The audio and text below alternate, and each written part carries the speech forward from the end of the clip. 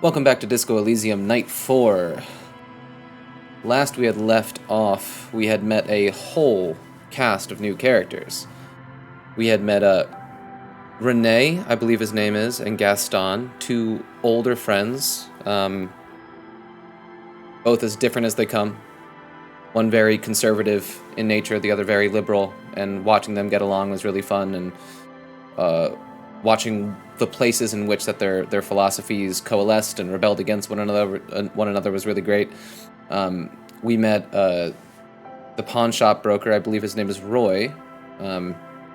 Creepy dude, presumably on some type of light psychedelic. We're not sure what that is yet, but we will get to the bottom of it and either partake in it ourselves or bust him for it. Who knows, whatever Harry, our protagonist, is feeling in the moment. He could go either way. We met Cindy, I believe her name is. This annoying, naive idealist.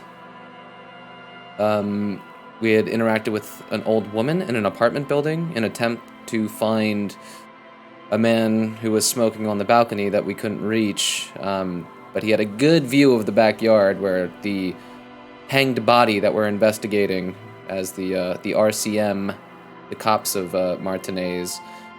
He had a pretty dang good view of the entire operation, and we're hoping to get something out of him. But he gave us a moniker, Martin Martinez, which is kind of just like, you know, a generic thing that people say, kind of like a John Doe. But we found his room, and the following night, we're going to try to talk to him again. And then Kitsuragi had lifted some spinners from some youngin' who was high and driving. He lifted his spinners and just kept them. So we had to pawn those to pay back the damages that I've caused to Gart's establishment, the Whirling in Rags. And then we had met with Joyce, the representative from the Wild Pines. The Wild Pines, I believe, are the sort of corporate representation in this game, the corporate of a capitalist movement, which is going to exist in dire opposition, obviously, to the dock workers who we're going to talk to today, who are representational of the communist philosophy. And we'll watch how those things butt heads, because of course they will. So yeah, why don't we hop right in here?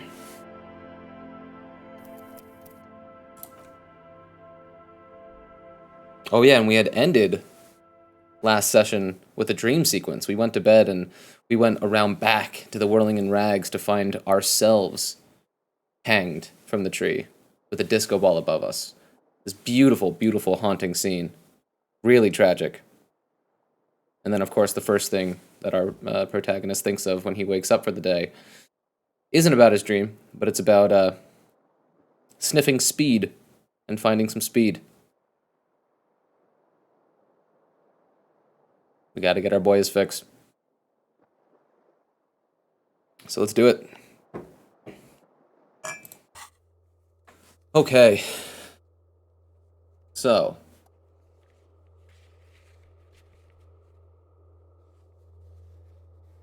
Let's see. Find speed and sniff it. That is our only task ordained today.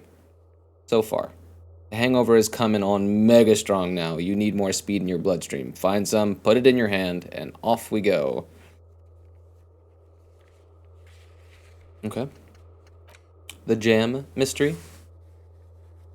Oh, that's right. Joyce said she doesn't feel comfortable letting us in on company secrets since I lost my badge.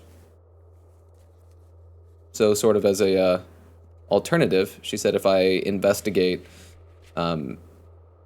this drug smuggling operation with the lorry drivers that are all in a traffic jam because the dock workers are blocking off the bridge to get out of here. If I investigate that, she said that she might share a little something. We'll see. Find money. Oh yeah, every night we got to pay 21 real. Otherwise, we don't get the room. That'll be tonight. Smoker on the balcony. And Wednesday. Okay. And all of this is still ongoing. Cool. Shall we find Kitsuragi? The fan stands still. Pull on the fan. The switch must be broken because nothing happens. The air in the room is starting to feel like vaporized urine. Pull on the light The bulb. lights are on. Leave. I poured myself an IPA tonight. Thought we would do a little method acting.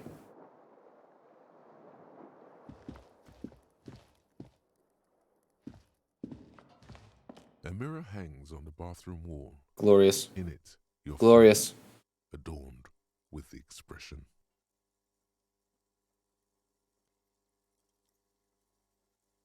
Use your chain cutters to fix the faucet.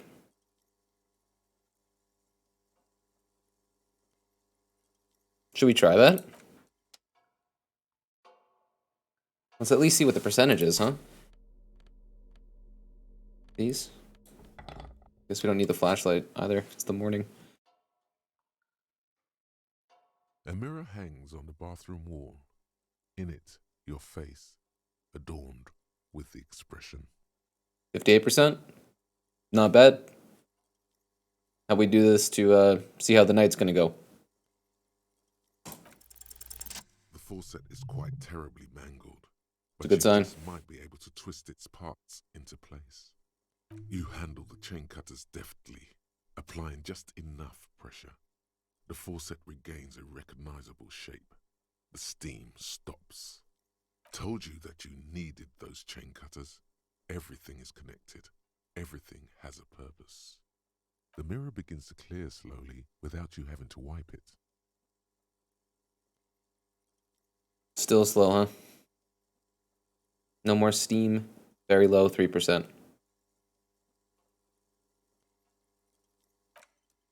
Leave it be for now.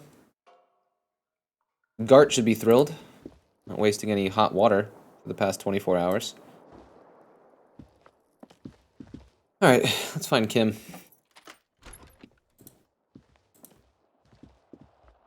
Wonder where that woman is.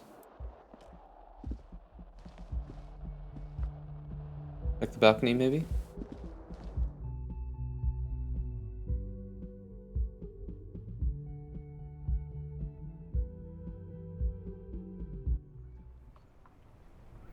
Nada. Ooh, the gardener is gone. I wonder if she's back to work. No, probably not. Because the body's still back there. She'll probably come back. Oh, there's the woman up here. Let's see if I can call up to her. No?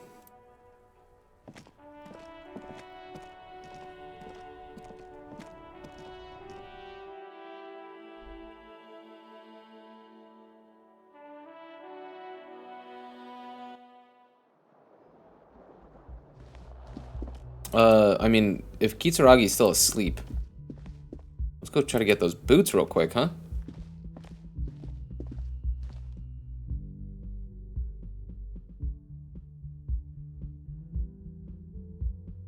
Hopefully he's not down here waiting for us.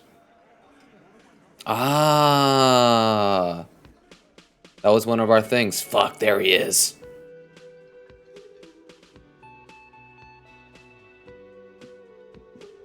No, no, no, no, Kitsuragi. No, no, no, no, no, no, no, no. Alright, bro. How'd you sleep?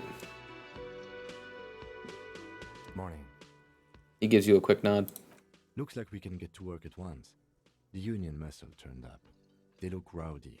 We should talk to them. Why do we need to talk to them? Everything points to the dock workers union. The belt used for hanging him. The circumstances in Martinez. My preliminary information. Which may, of course, all be wrong. But we still need to talk to them. And it won't be easy. What do you mean by rowdy? I mean ungovernable. Martinez isn't exactly enthusiastic about the RCM being here. They prefer to be policed by the union. These men here. Men who drink beer for breakfast?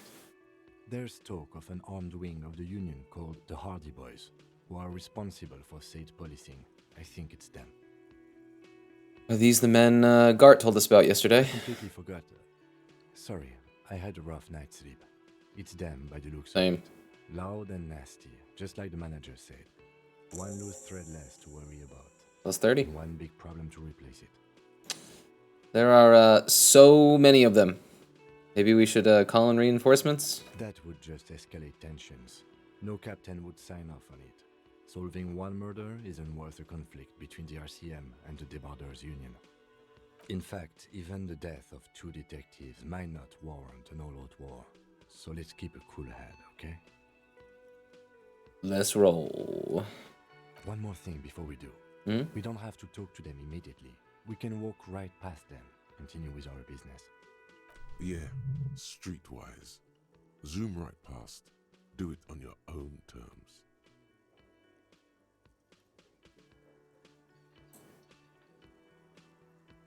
Hold on, fixing something over here. Okay. But aren't you curious to know what they have to say about the murder? They're in no hurry to leave. They think they own the place. Anyway, I leave that choice to you. Whatever you decide is fine by me. Cool. Well, I was pretty stoked about getting the boots, but I'll have to wait until tonight. Looks like the gentleman that was passed out here all day yesterday is somewhere else. How about Money Man?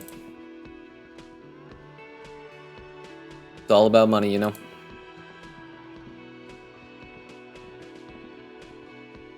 My favorite little gardener. That's all. Let me handle this. The woman says to the crowd in the mess hall before turning to you. Detective disorientated. She smiles Are you coldly. still wondering where you are? This is Martinez, in case you've forgotten. I advise you not to overstay your welcome. Oh, her name is Elizabeth. Noted. Her entire character has shifted. This young woman is cold as ice. You're the gardener. No, I am not a gardener. I'm a legal counselor for the Dock Workers Union. She crosses her arms. So let's get to it. You're looking for Titus Hardy? Hmm. You think he has information that will help you? Maybe he does. She points to the man on her right. That's Titus. Talk to him. But know this. I'll be keeping an eye on you. No strong arming. Nothing official. The District of Martinez does not recognize your authority to make arrests. It doesn't matter if you recognize our authority. We Heck will yeah, make Kim. an arrest if we have to. She says nothing. Her glare speaks for her. What's your role in all this? Like I already told you, I'm a legal counselor. Do you have hearing problems? What if I want to talk to you, not Titus? What you want is of no significance, officer.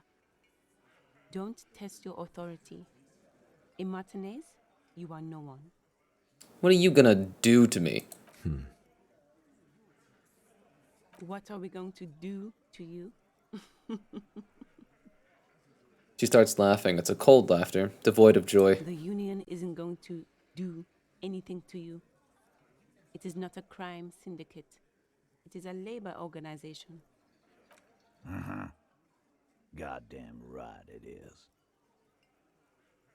Damn. If anything, it is the RCM who do things to people. But we digress.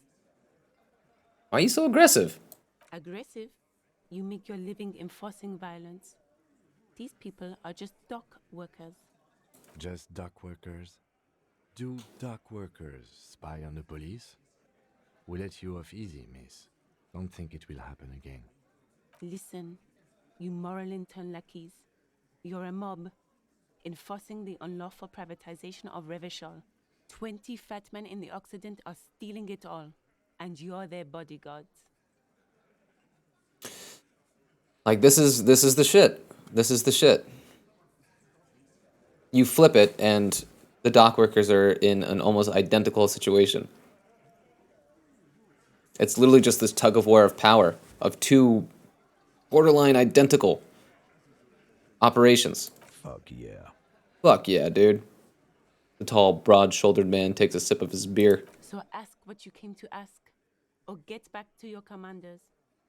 The world needs a financial buffer zone. No need to get emotional. What is this, one of the opinion things that I need to make? One of those opinion things people are supposed to have? The privatization is not unlawful. It's cool. And funny. Maybe you're just not historic individuals.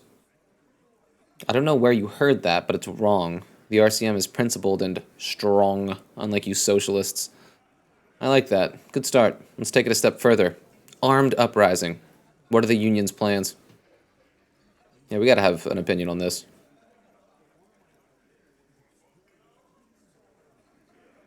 This is the funniest one. The privatization is not unlawful. It's cool. And funny. Maybe you're just not historic. Yeah, we're gonna take the piss. We're gonna take the piss. I don't need privatization peons from a rent-a-cop. Just do your job, ask your questions, then get out of Martinez. I should talk to Titus then. Been noticing a lot of exclamation marks ending my sentences. Specifically my closures when I go to leave. It's cool. It's as if as if Harry is excited to carry on. They're spitting it, reeking of tobacco. Gross. Titus, my man. This is where you say you're a bit. Why does he have a southern accent? Like an American southern accent. A broad-shouldered man points at you with a beer can. He and his men carry themselves like giants. You'll need to prove your mettle to be taken seriously. Detective. The lieutenant acknowledges you with a sharp note. He's leaving it to you. First, we need to talk about your attitude. Wow. The RCM sent us some big dick cops. Real big dick cops. Look at them. I like Elaine. Swinging in the wind. Yeah, look at the big dick on that cop. That's right. Can't tell a dick that big what to do. That's right, Shanky. Must be something in the water in Jamrock. He says thoughtfully. Yeah, gave him real nice big dicks. That's right, Glenn. Yeah. Anyways. He wraps it up. You might want to start asking your questions now. It's not going to get better than this. Elizabeth, are you looking out for me? Scan the room. No. I's here. You got business with my boys. You got business with me. He understood what you were doing, taking inventory of them. Yeah, you fuck with the Hardy boys, you fuck with Titus Hardy. Shouts the scrawny, rat-faced man, 2 teeth missing in the front. Named Shanky. Relax, Dennis. No one is fucking you yet. Says the 40-something man from the corner, with a plectrum hanging from his neck. Yeah, Dennis, calm down. A blonde man in the 30s agrees. Stupid fuck. Let Dennis enjoy his fucking, man. We don't mind. You notice gang tattoos. The man must be either Musquet or Sarah Merizian. Yeah. You're not even Fat Angus. fuck, Dennis. Wow, what a sound clip. I like that they all have portraits. Easy, fellas. We got company. Let's see what brings the cop around. Too late. You already scanned the room. You got a pretty good picture. A picture of what? Of the actors here. You could take another look at the tracks in the mud on the crime scene. Compare it to these guys. Nice. The man hanged in the backyard. Did you do it? So, you're not just here to swing your big dick. You're here for the pretty boy. A real looker, that one. Stinks like shit, too. They love him, boss. Spend all day digging around in there. Can't get enough of that pretty boy smell. Funny. But my partner and I have a serious matter to discuss with you. Oh man, I have to go for number 2. I have to.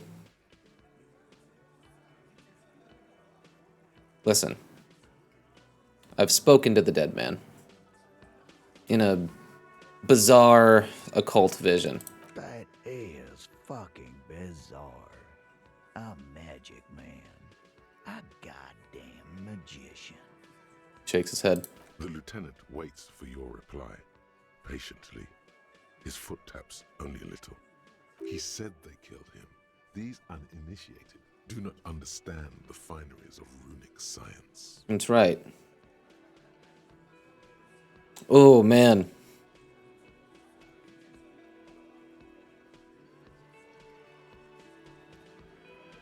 I don't like that there's not a check associated with this lie. You know, it's not like a deception check in D&D.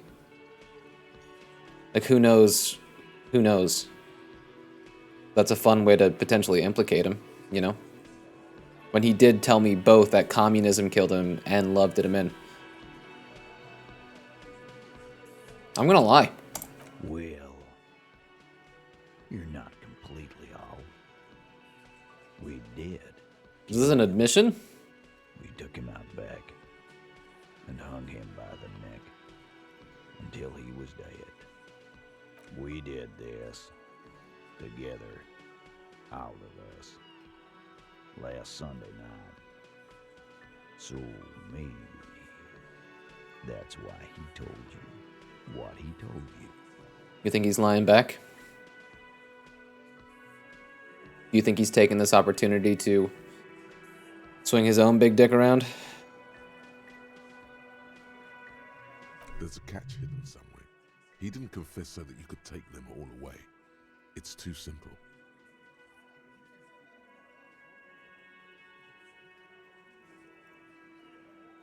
But there's a catch. There is no catch. These It's 30. 7 Level old up. men have all equally come forth to tell you what happened, so that you don't waste any more of your time.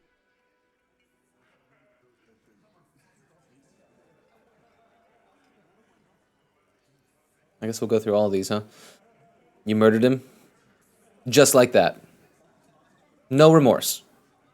How many people have you sent to the Shays? Ever felt remorse for them? Chaise électrique is the method of capital punishment in Revachol under the Coalition.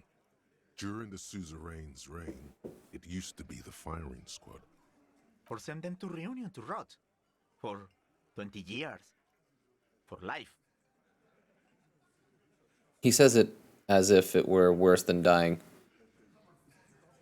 And Reunion was that. The River Esperance Correctional Facility, a military prison run by the Coalition, dubbed Reunion by the inmates. The origin of the name is unknown.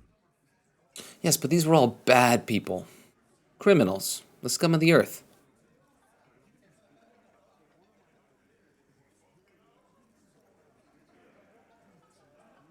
I like 4. Absolve myself of all culpability. Maybe make myself a little relatable. And I'm honestly telling the truth. Honestly, I drink so much I can't really remember anyone I've sent behind bars. Doesn't remember them. He just forgets. Are you hearing this, Titus? Ain't no use keeping a stiff catalog in your head. That's for sure. He wipes his mouth with the back of his hand. Who called the shots that night? Are you deaf? There will be no singling anyone out. You can't arrest a Hardy Boy without arresting all Hardy Boys. Do you think you could do that? Do you think you could arrest them all? A shadow of a smirk passes her lips as she tilts her head. I don't have to. One of them was more complicit than others. I like this one to Titus more. No, but seriously, who calls the shots around here? Who do you fucking think does? He sounds more amused than angry. Oh, I gotta point to Fat Angus. The biggest animal dominates the herd. I'm guessing it's the big one. The sweaty man turns red and looks first down, then around him, apologetically. It's not the fat ass. Titus runs the Hardy Boys, genius. That's why we're called the Hardy Boys. Ain't that right, fellas? I think you got your answer, Mr. Law. Yes, there are some administrative differences. But on that night, they all acted as one man. Obviously a story. One that they've carefully crafted. But it's too serious, it's too romantic. They want to be remembered this way, you know? All as one entity. It's more powerful, it's more memorable. You know, I get it. Communism shit. When did this hanging incident occur? You don't have to keep answering his questions. The fixer turns to remind Titus. I know, Lizzie. Relax. We killed him last Sunday night. Seemed like a good way to end the week. How long had you known the victim? Known him? We don't associate with scum like that, asshole. Yeah. Who do you think we are? I don't know about Shanky's voice actor. Quiet. He came around about 3 weeks ago when that Pines cow first sailed into town. Happy? By the Pines cow, you mean Joyce Messier, the representative for White Pines? The same company you are striking against? No. I mean the Pines cow. The stupid-ass cow they sent in to fuck us over. But you know what? Joyce did say yesterday that there was a somebody that came before her on behalf of the Pines. I wonder if that's the cow they're referring to. He rubs his chin, pretending to mull it Why over. don't you ask her about the pretty boy? I'm sure she has interesting things to say when you ask her hard enough. That's enough insinuation for today, Titus. He turns to you. Officer, your interview is drawing to an end. Don't waste your last questions. Do we want a motive more or more incriminating evidence? If this is my last question. I'm going to ask regardless of what Lizzie thinks, so let's just go through the list. Because he was worthless mercenary scum. And he stepped out alive in my town. Man, I wish I could do that with my voice. How horrifying. I don't think I can get... because he was worthless mercenary scum. And he stepped out of line. See, it sounds stupid. I gotta learn how to sound intimidating in case I ever find myself in a similar situation. Titus nailed it. And he stepped out of line. So he was a mercenary. That's it. He stepped out of line. He repeats, jaw clamped shut like a vice. What kind of mercenary? The kind that shows up when you start a strike. The experienced kind, too. Had Cohoy and Semenine written all over him. Ex-Oranese Special Forces. A live grenade. Right here in our bar. I can't prove it. But I know he was sent by the Wild Pines. They hire merc shit like that. Story of every strike from here to Samara. So the story that we've been told thus far was that he was simply a security guard. And now they're saying that Wild Pines hired him to take these fuckers out.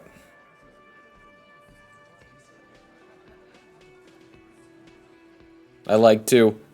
Right, but what did he actually do wrong? Wrong? He roars. He harassed women. Raped one. Okay. Workers. Threatened to kill some as a warning. He wipes spittle from his mouth. There's slight unease in him suddenly. He regrets mentioning the rape. So he's telling the truth.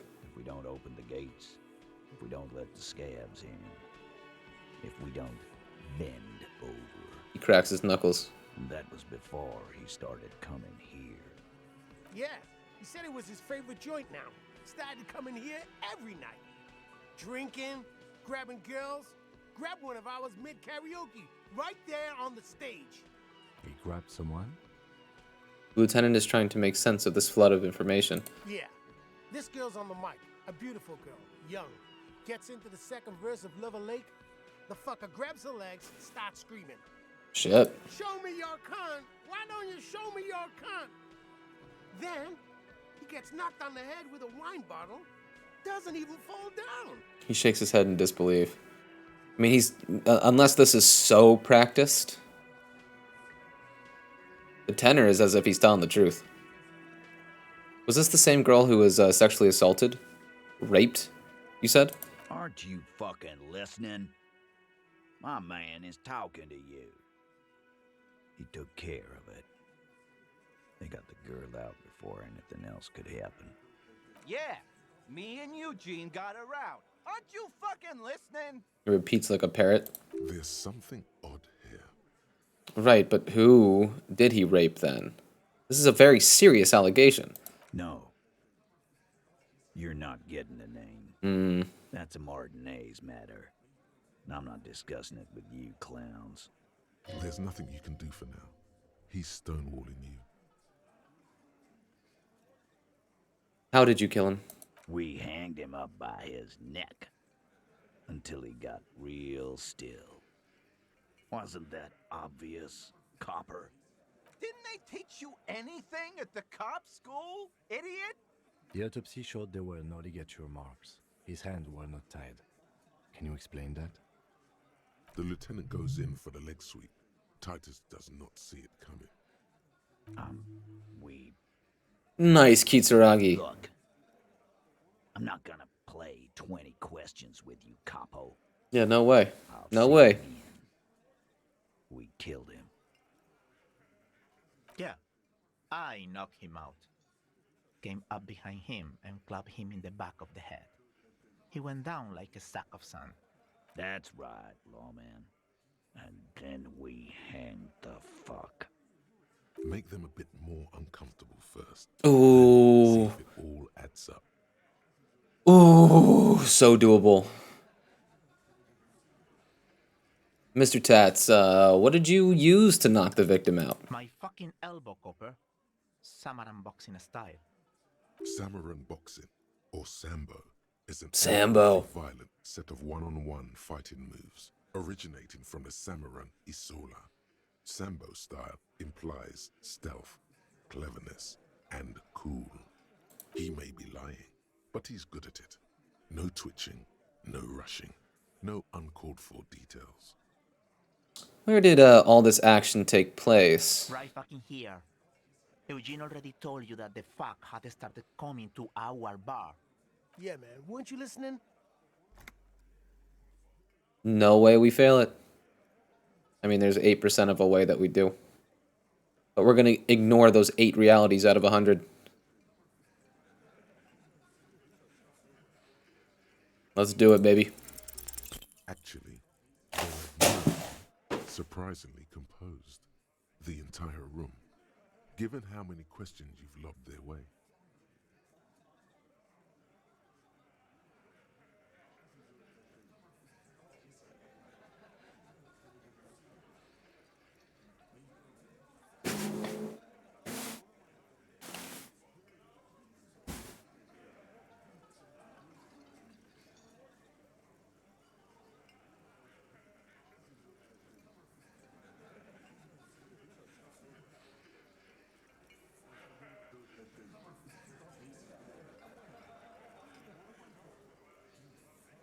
Do you see this shit? We rolled a 1 and a 2.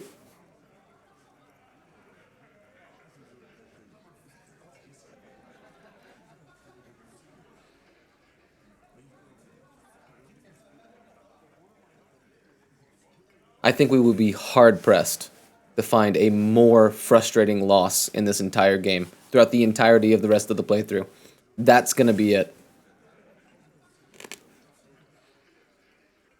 Oh my god. Oh, wow. Hey, that's how it goes. I didn't respect the 8 realities out of 100.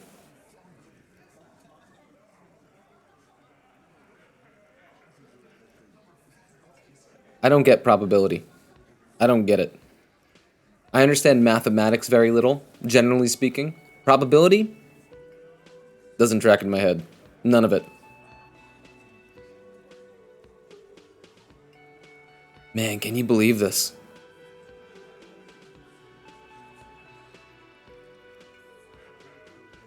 Alright, we carry on. We carry on. Wow, that's annoying. Okay. Actually, they're admirable, surprisingly composed, the entire room, given how many questions you've lobbed their way. All of them? Maybe one of them is fidgeting, cracking under the pressure. Well, this one. But he's always fidgeting, so don't check himself. God damn it, it hurts. Right, I have other questions about the lynching. Why don't I just arrest you? Yeah, lawman. Why don't you? It's almost an anthropological sight, watching him try to assert dominance over you. Not in the arresting mood? His mean little eyes come alive with hatred. By your side, the lieutenant keeps his hand away from his holster. You hear the nylon of his coat hiss as he steps closer. While the little rat-faced man reaches into his sleeve, there's a knife in there. Some of the others reach for their belts. Their eyes are light. Easy now, let's just talk. Wise move. You made the right choice there.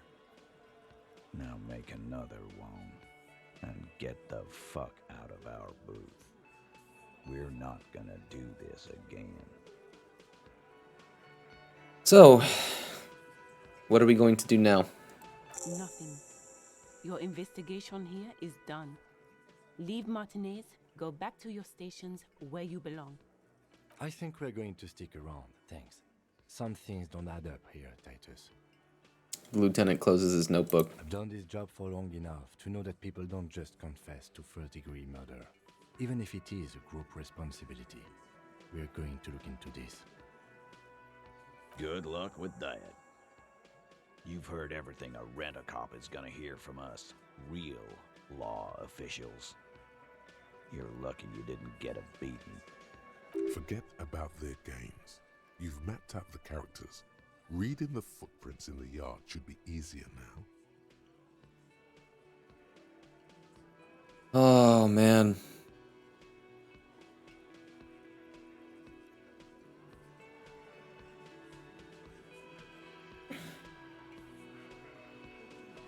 There's got to be karma somewhere.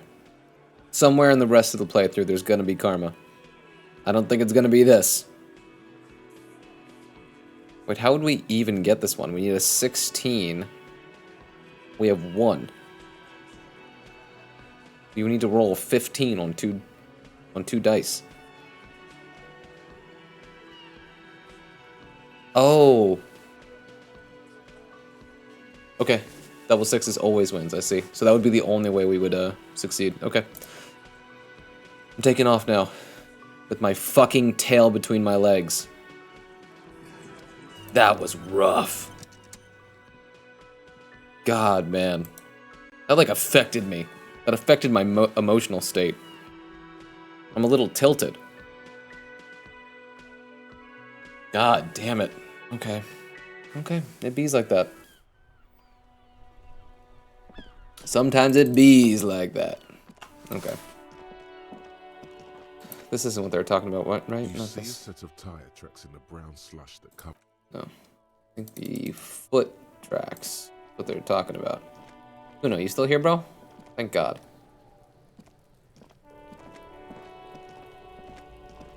There are several footprints in the mud, left by work boots.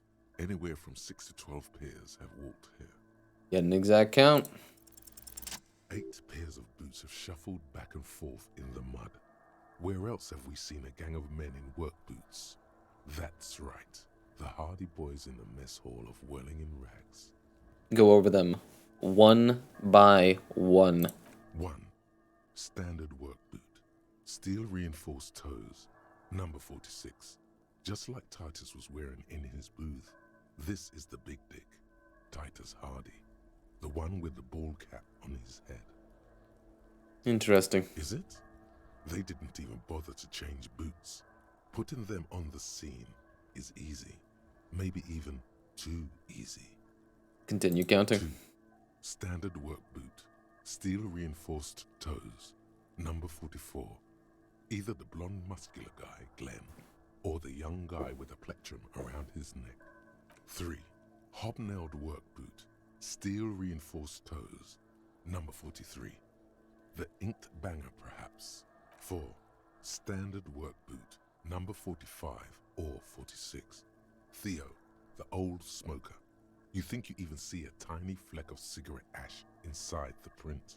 What else? 5. Another standard work boot. Reinforced toes. Number 44. Same as before.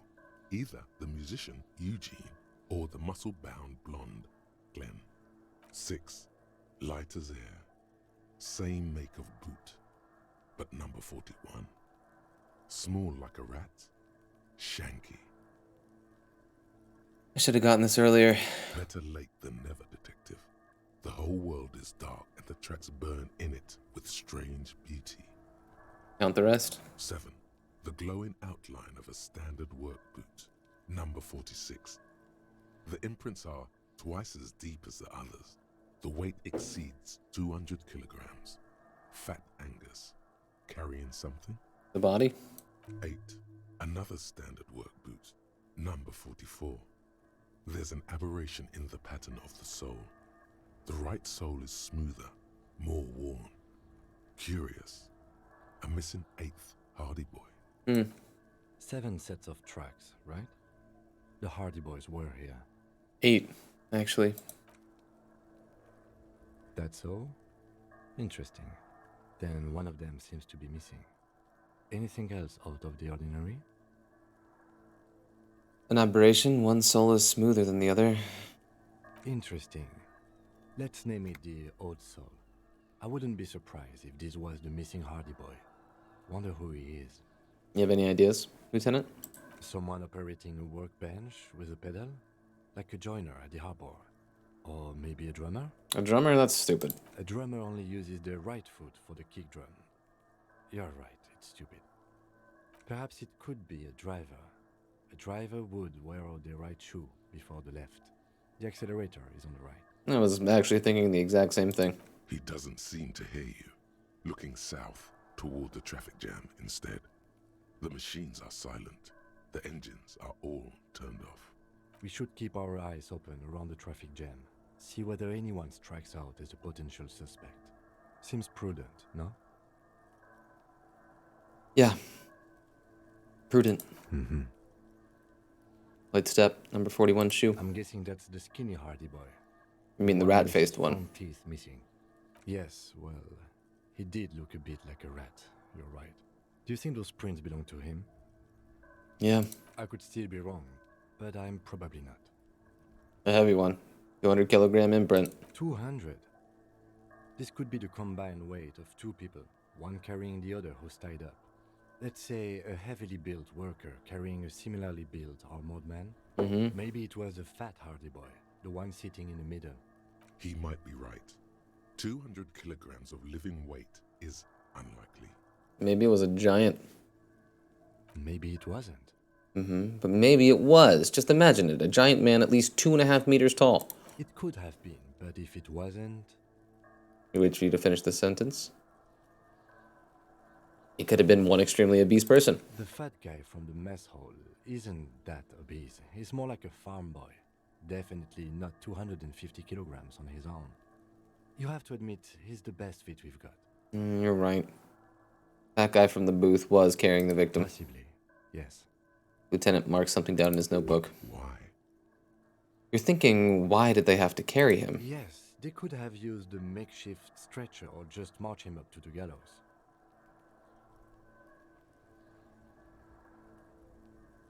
Maybe the victim wasn't conscious. He was dead before he was hanged. Had to be. Even easier to carry on a stretcher, or between 2 men. Fair enough. Anyway, it's for future consideration. What else can you see? How old do you think these tracks are? Maybe 7 days would fit the time frame provided to us by the caller, who reported the hanging. It is not impossible. How do you know? I pulled last week's forecast for coastal Havashol. 7 days below freezing. The day before, the day of his hanging, was the last warm day. Correct again. Sub-zero temperatures would preserve the tracks in a good state. The commotion here could have taken place a week ago. What do you think happened? What do I think? A mob of people brought something heavy to the tree. One of them was carrying the victim. They shuffled around, especially under the tree. Then, after hoisting him up, they stood in a semicircle facing his direction. At first glance, this appears to be a lynching. Indeed. They all stood in a row here and looked at the tree. So far, so good. Only one thing missing. He looks at the tracks. Face lighting up from the realization. Of course, there were 8 tracks, but there are only 7 Hardy Boys. Let him have his moment of joy. There's one pair missing from the Union box. The 8th pair.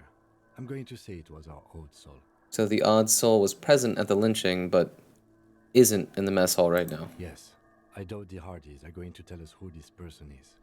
For now, it's best if we just keep our eyes open. I'm sure our investigation will eventually lead us to the old soul. We've been through it all. Okay. Prove your authority to Titus Hardy. Talk to Titus and establish authority in the Hardy Boys' eyes. We gotta do it. We gotta do it. Okay, so why don't we head to... I mean, we're here. We may as well take some speed, right? We're right fucking here. We can steal Kuno's stash. What? The sound of melting snow dripping off the roof. It's strange. Why?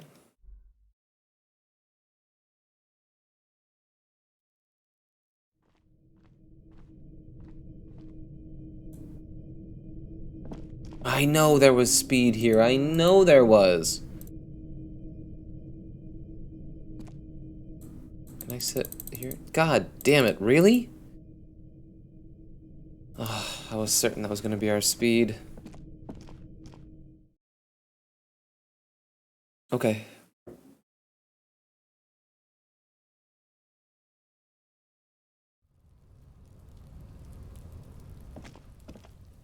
So we could do one of two things now. We could head back to Joyce and get a reality lowdown. Or finish the reality lowdown. Or we could head to the docks. Continue on with that garbage, huh? In the morning light, the white on blue police livery on the motor carriage cannot but catch your eye. Wait, why am I even thinking about this? Wasn't I supposed to... Do something important? Something murder-related? There's always something important. Doesn't mean you can't take a moment to admire this piece of machinery. This is a Caprice Kanema, the Caprice Motor Corp follow-up to their highly successful workhorse, Caprice 40, and the answer to the Lum's racing breed, Ferv series. With its air-cooled, rear-mounted 12-cylinder compression ignition engine, driving the rear wheels through a 4-speed manual gearbox, the Kanema is able to reach 100 kilometers per hour in 13.5 seconds and go on to a top speed of 180 kilometers an hour. Won't it roll over in the first sharp corner? The high center of balance is offset by a large battery bank mounted at the bottom of the cabin, feeding all the auxiliary systems and making the Kanema effectively a mobile power plant. This tech talk is really rubbing me the right way here. Due to a quite steep price tag, it is very unusual to see one in police livery. The machine really puts the loco back in locomotion. Very cool. Mm-hmm.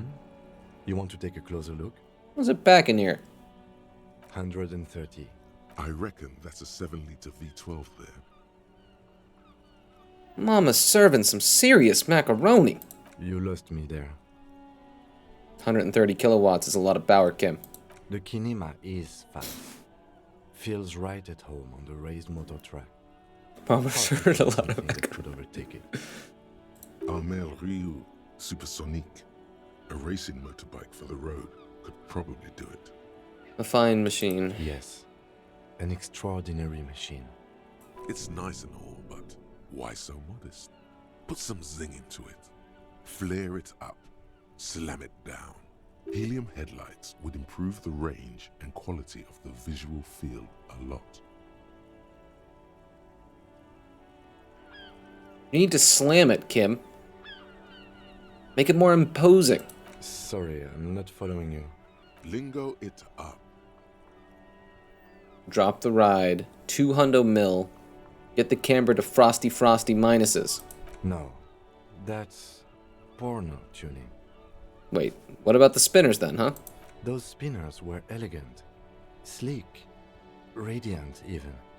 What you're suggesting is porno. Trust me, it's cool.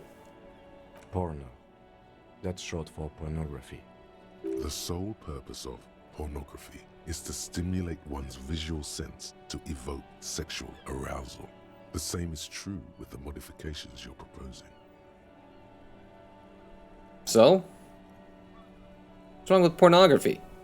That's a negative on the porno. Thank you, though. Kim, you're such a traditionalist. Okay, let's move. A fun little exchange.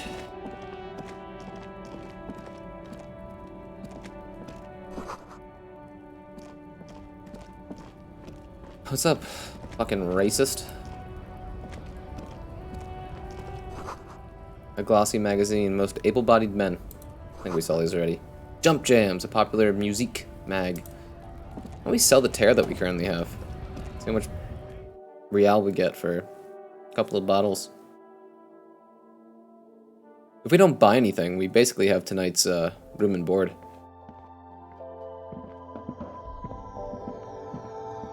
The tear machine stands in the corner. A sign says, 1 bottle equals 10 cents. It's not gonna be a lot then. We didn't, I don't even know if we got over 10. Your bottles clunk. Oh, we got into the 18? machine, and the money appears with a satisfying jingle. Dope. You're a richer man now. You're 100% sure you got special hobo cop money for that tear. Nice. At least 100% extra tear money. Nice. If the numbers on the machine told you otherwise, it's a lie. Heck yeah, dude. I don't think we have any further business with her.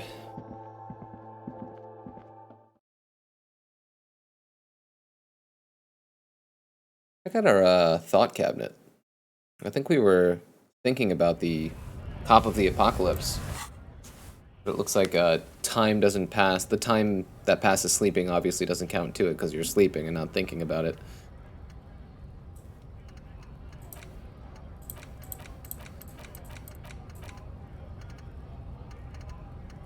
We do have 2 skill points.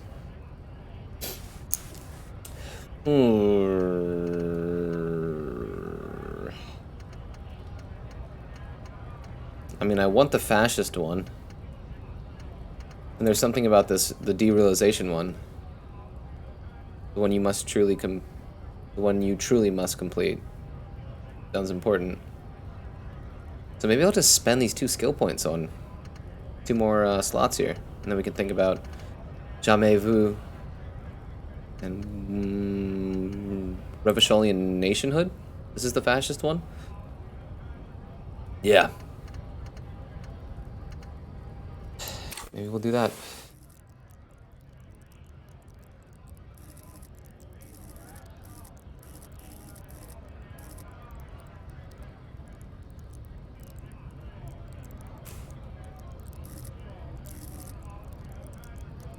Okay. Let's leave this be for now.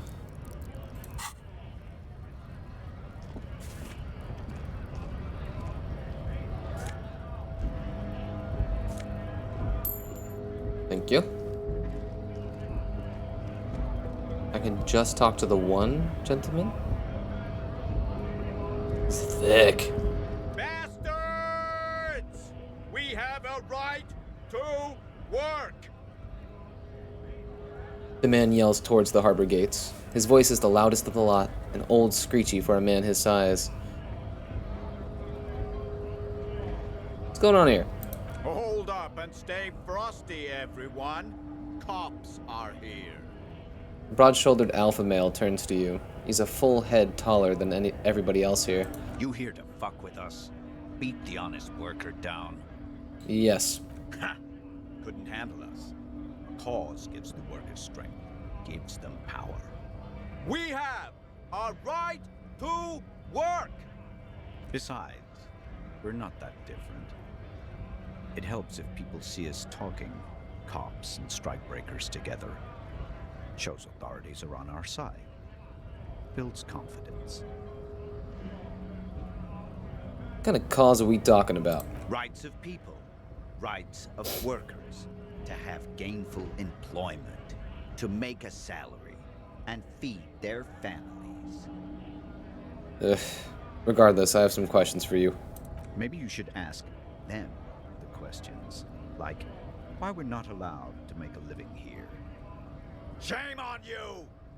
We have families to feed, you piece of shit. He points his finger at the man sitting on the railing. So do we, Scott. Call me mañana. Somebody mentioned call me mañana. Maybe it was Joyce?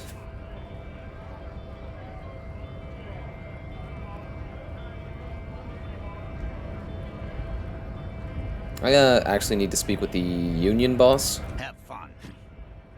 Union shits are on full strike. Don't think they're going to let you through the gates. Why you want to meet that fat asshole? I'm interviewing people about a murder that took place here.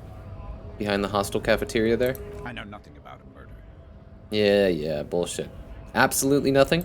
Wouldn't put it past these harbor bugs. They'd do anything to stay alive. Right to work! It's shameful. Cops doing nothing. You should bring backup. Open up the gates for us. Blockading gainful employment for workers is a crime.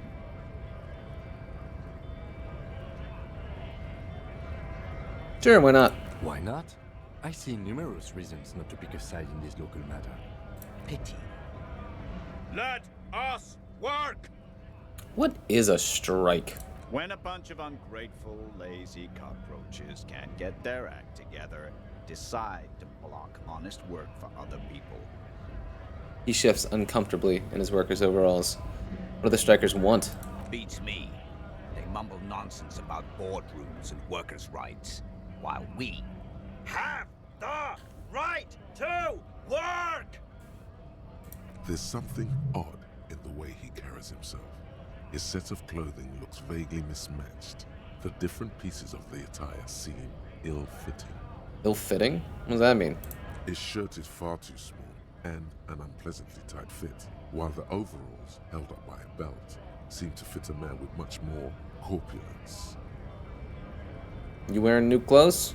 He ignores your question, choosing instead to turn to the emaciated workers, raising both fists in the air. The clothes are obviously not his. Silence is the answer. There's something off here, but he won't say what. Who are all these strikebreakers?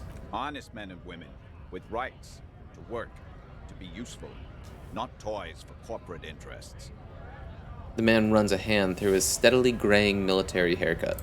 We came here to help the harbor run smoothly in time of crisis. If union fucks don't want work, they ought to let in those who do want work. I have a question. Why do all these men follow your leadership? Good question. You think they follow because I'm big and loud? No. They follow the rules of the market, the rules of the economy, because they were Given a job to do! You've been talking to him for quite a while now. Something is off with this guy. Ask him where he's from. Okay, I gotta ask. Where exactly are you from? What's it to you? Deep-set suspicion drips from every syllable. Curiosity. Going to figure out this strike mess. Three's the most fun. I thought you looked real familiar for a second there. No. Don't think we've met before. I came to help out the people. Every once in a while, it's like you can see glimpses of another guy under the guise of this fighter for jobs. He seems a more brutal, cunning, and suspicious person. Just a hunch. Or you just might be paranoid.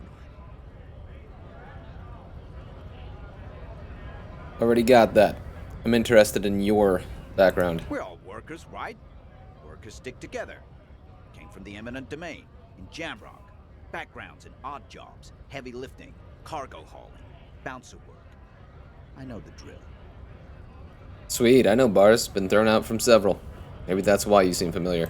Worked at Territorial. Ring a bell? Pretty okay as far as lies go.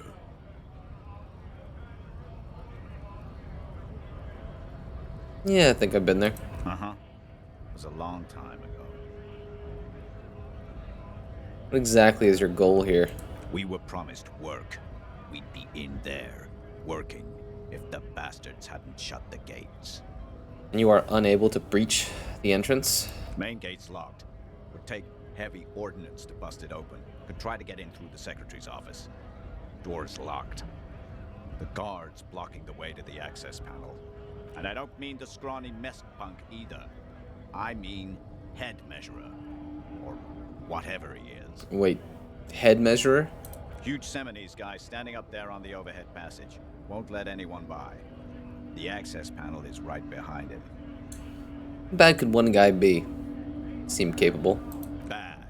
Standing on a narrow bridge, he's got a strategically advantageous position. And he's trained. I don't know how the Union has a trained killer up there. But that one's no joke. And my men are tired and hungry. They're workers, not fighters. You considered storming in? Like, all of you? Why don't you go arrest them instead? I'm sure they've done plenty of criminal shit. They have that look. It would be better for the neighborhood if you went home, at least for now, if you can't get in anyway. No! They will give up eventually. Or get drunk. Leave the button unguarded. Then, we charge. The man rubs his jaw. A perfect, lightly bearded square wedge. I'm just gonna leave now. Okay, so in terms of the facts, it seems as if, obviously, at least based off of what that gentleman was saying and the amount in which we had assumed he was being suspicious of lying or not telling the whole truth, he was hired, but he's not from here. He said he's from Jamrock. So he's kind of like striking the strike, right? Like the dock workers themselves, led by Evrart. They're the ones, you know, refusing to work, and these are the individuals that want to go back to work.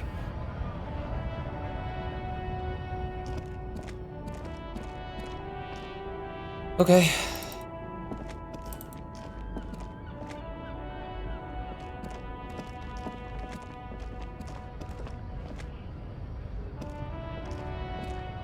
What do I do with this thing? A lorry stuck in the traffic jam. This big, heavy Grad-made machine is well kept for such an old machine. Look at the window. The windows are clear. They've been recently washed. You can see a lorryman's cabin with personal belongings, stickers, insignia. Fumes of heavy fuel oil waft over you, making your eyes sting. The odor mixes with cigarette residue. What kind of stickers and insignia? The driver has adorned his space with a substantial collection of peculiar paraphernalia. Proclamations about honor, strength, and purity are glued to various panels. A large metal pendant hangs from the rear view mirror. The pendant features a sun crown with wavy rays. What about the back seat? The back end of the cabin has a small perch to sleep, large ashtrays. There are several suns and wheels sewn into the curtains. A book with ragged edges catches your notice. The front cover features a large, muscular man. The title reads, Man from Eamdal in the Lost City of the Pygmies. Racist nationalist paraphernalia. Not unusual in this part of town. This is our guy. You think this lorry belongs to our tough guy? Likely, yes. This guy's proud of who he is. Drapes it all over his machine.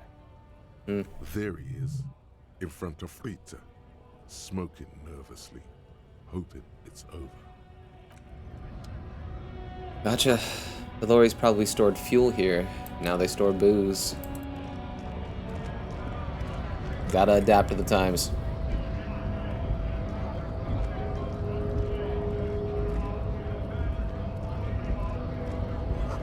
It says G-R-I-H. Sure does. Shall we head up here? Let me talk to this guy. Scott? Asks a man with jolly eyes, tilting his head. Exactly is a scab. A kind of a worm, content with mere survival. They come, they want to do our job for shittier pay, screwing over both themselves and us. Everybody loses. Hold on, where did they all come from? Beats me. Somewhere in the ground, I think. You don't seem to like them much. Gotta be bloody stupid or freaking evil to scab. Or I guess scared, maybe. But scared of what? Of who?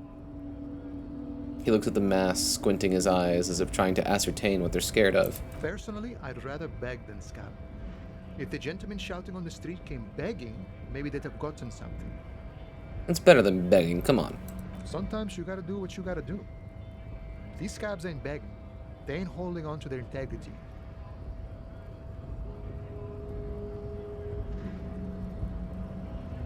Yeah, I'm a scab. Poor and downtrodden. Right to work. Good one, officer. Don't worry. We here have solidarity with the RCM. Solidarity, yeah, but I feel like that's not a positive thing. We're kind of vying for power. If you're with the dock workers and the communists. Imagine, you cops going on a strike, but then another cop comes in and says, let us cop for less money. Psst. Show him your stolen card. Now has arrived the perfect moment. Speaking of, what brings the RCM here? To the Wild North? Come to see the strife? I need to get past the gates and speak with your boss. Good, good. What matters do you want to discuss with Evra? He, might have information about a killing that took place behind the, hostel. Everard's got a lot of knowledge about a lot of things, eh? Doesn't often dole it out, though. But sure, why not? Does this mean you can, let me through the gate? I don't operate in that capacity. I'm not a granter of passage. The passage grants itself. If it's so simple, why did the scab leader warn you of the guards blocking the way? That simple. I just walk in. Aye. Walk right past Measurehead and go in. Past Measurehead? Yeah, the 2.5 meter tall Semini supremacist there. Walk right past him. Right. Then press the button to unlock the door. Then go past him again. Okay. And you enter the arbor through the office. Está. So you're saying it's actually quite difficult. Don't worry, I'm sure it's not completely impossible. For example, you could best measure head in a physical confrontation. No problem. Or you could convert to a Semini supremacist worldview. Or, maybe it actually is completely impossible. Has anyone ever bested him in a physical confrontation? Not yet, no. He's incredibly strong. Has any of the scabs tried converting to his worldview? Jean-Luc himself would say the philosophy has proven overly heroic for the scabs to convert to. Not enough intuition. Got it. Another thing. Sure. Despite what I just said, I'm actually a worker like you guys. The man looks at the colorful piece of plastic, then at you, then back at the card, then at you again. But that's not you. It's an old picture. From back when you were not a cop, but a heavy-set, dark-skinned dock worker named Santiago Jean? Yes. Highly unlikely. I've known John for several years now. Also, you told me you're a cop, remember? How did you get his shift card? Now you're in a mess.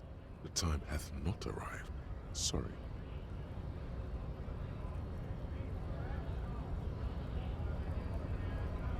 It was like a sign. The wind deposited it before my feet. I felt a closeness to this person. Yes, the city has a way of pairing souls. John's been out drinking himself blind. He should be more careful, that Johannes. Can I have the card? No, it will prove useful still. Believe your thieving fingers. No, I'm afraid the card's evidence in an ongoing investigation. All three's even better. No, I need to continue my undercover infiltration of this compound, otherwise it's as if I just stole the card for no reason. Oh, okay. Good luck with that. So, what do you need? I'm a bit short on money right now. Can you give me some of it? Sure thing, my friend. I can help you out. He flips a coin toward you. Try to catch it. The coin lands into your hand as if it has always belonged there. The swallow returns. Appreciated. Always glad to help out the RCM. Shame I can't do more. Things are meager at the moment due to... He nods towards the protesters. You know, the winter's fat is slowly running out and all. Still better than scabbing, though. The Union has problems getting by? Nothing to worry about, really. The jam's a bit of a mess, cargo can't get in or out. The rationing is a bit stricter is all. Supplies should last the strike, though. Every little bit helps, you know? I'm always glad to help out when possible. Not like these slithering scabs. He looks at them in disbelief. What's this strike about, anyway? You know, serious business. I'm sure the big boss will be glad to tell you. You'll have to ask him first. He's a chatty guy. Wants to talk about the strike. Return once you've met the union boss and are on a better footing with the organization. Nice talk. Gotta get moving. Autosave. Alright, let's meet this fucking chonky supremacist boy, huh? A notice, in case of strike, press button behind guard. It's gonna be the locked door, huh? A hermetically sealed door. Locked by electronic means. Alright, let's go meet, we can't talk to the girl. We can only talk to him. There's no lock picking or door kicking this one. Heard. There's your head. Excuse me. The Greater Revachol Industrial Harbor. Okay. Ah, here we go. Nobody betrays your degeneracy. Yeah, Measurehead. His body totally betrays his degeneracy. He's got groupies. Say nothing. Size him up first. Are you admiring my morphophysiology? A ripple of muscle passes underneath his skin. He lets you look. It must be frightening to stand All caps, huh? in the shadow of this racial pinnacle. Racial. Be calm, I'm Sandwich. You are not in danger because you are not a threat to me. What is this androgynous display of sexual maturity? He looks down at you, taking stock of your physique. Merely standing up makes you sweat profusely. Your breathing is erratic.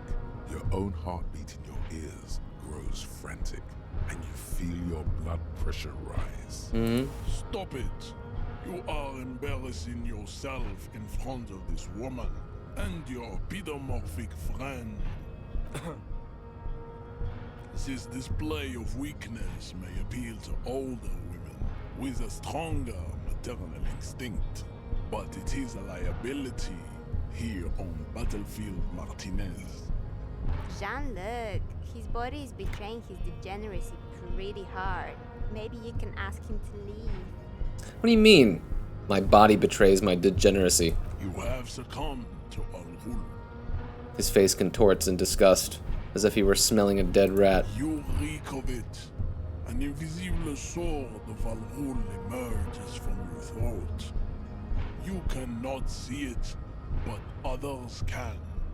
It is making the woman in my company sick. Wait, Al-Ghul? Yes, Al-Ghul. Ghul. He means alcohol. Do you mean alcohol? Correct. My small skull servant. He nods approvingly. Al-Ghul is an ancient Ilmaran poison, a parasitic fungus that has colonized your race. It is a trick the desert pygmies played on you for humiliating them and stripping them of their land. Intentionally fermented drinks have existed for 10,000 years. The Ilmaran people did not invent alcohol. It's existed since the Neolithic. This explains fucking everything. Servitude to Al-Ghul does not explain everything. There are other reasons for your race descent. Smell your breath. Kim. Really? Is it really so bad? It's not good. It's like a rat crawled into your stomach, got drunk, and drowned. Good description.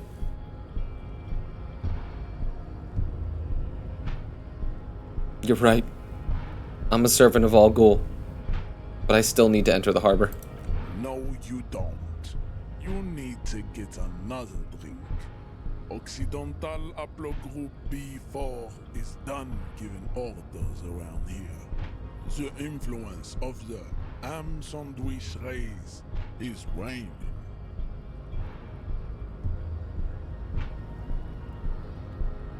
We need that big dick energy, huh? I am the police, and I need you to comply. Now. Jerking motions. Signs of a late-stage neurodegenerative disorder. How far the Occidental Haplogroup has fallen. You were once a noble and powerful race. You gave the world eugenics, electricity, and powerful weapons of war like missiles and aerostatic aircraft. You made great gains in metallurgy, race theory, and statecraft. You dominated lesser cultures, like the deformed Hemians and the inexplicably potato-obsessed Khoikos. But now your ascent to the genetic summit has halted. You are obsessed with sadness and with frivolous pop culture. You will be superseded. Isn't that right, babe? It is, baby, yeah. You know it. Weak voice actress. There is a button right behind him, just out of reach. It must be the one that opens the door to the harbor. 2 is not going to go well.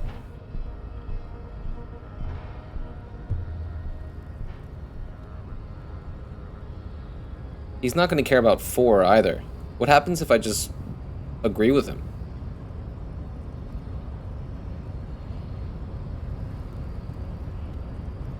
Let's see. Enough with this begging. You should leave the stage of history with dignity by inviting the other races to a great world war. Bring your troops to the Seminine Islands and to Boogie Street, and we will pulverize you. When you are gone, we will build a museum for you. The walls will be lined with bottles of Al Ghul, your beloved beverage. Inside, we will store the odes to homosexuality you call art, and your microcephalic skulls.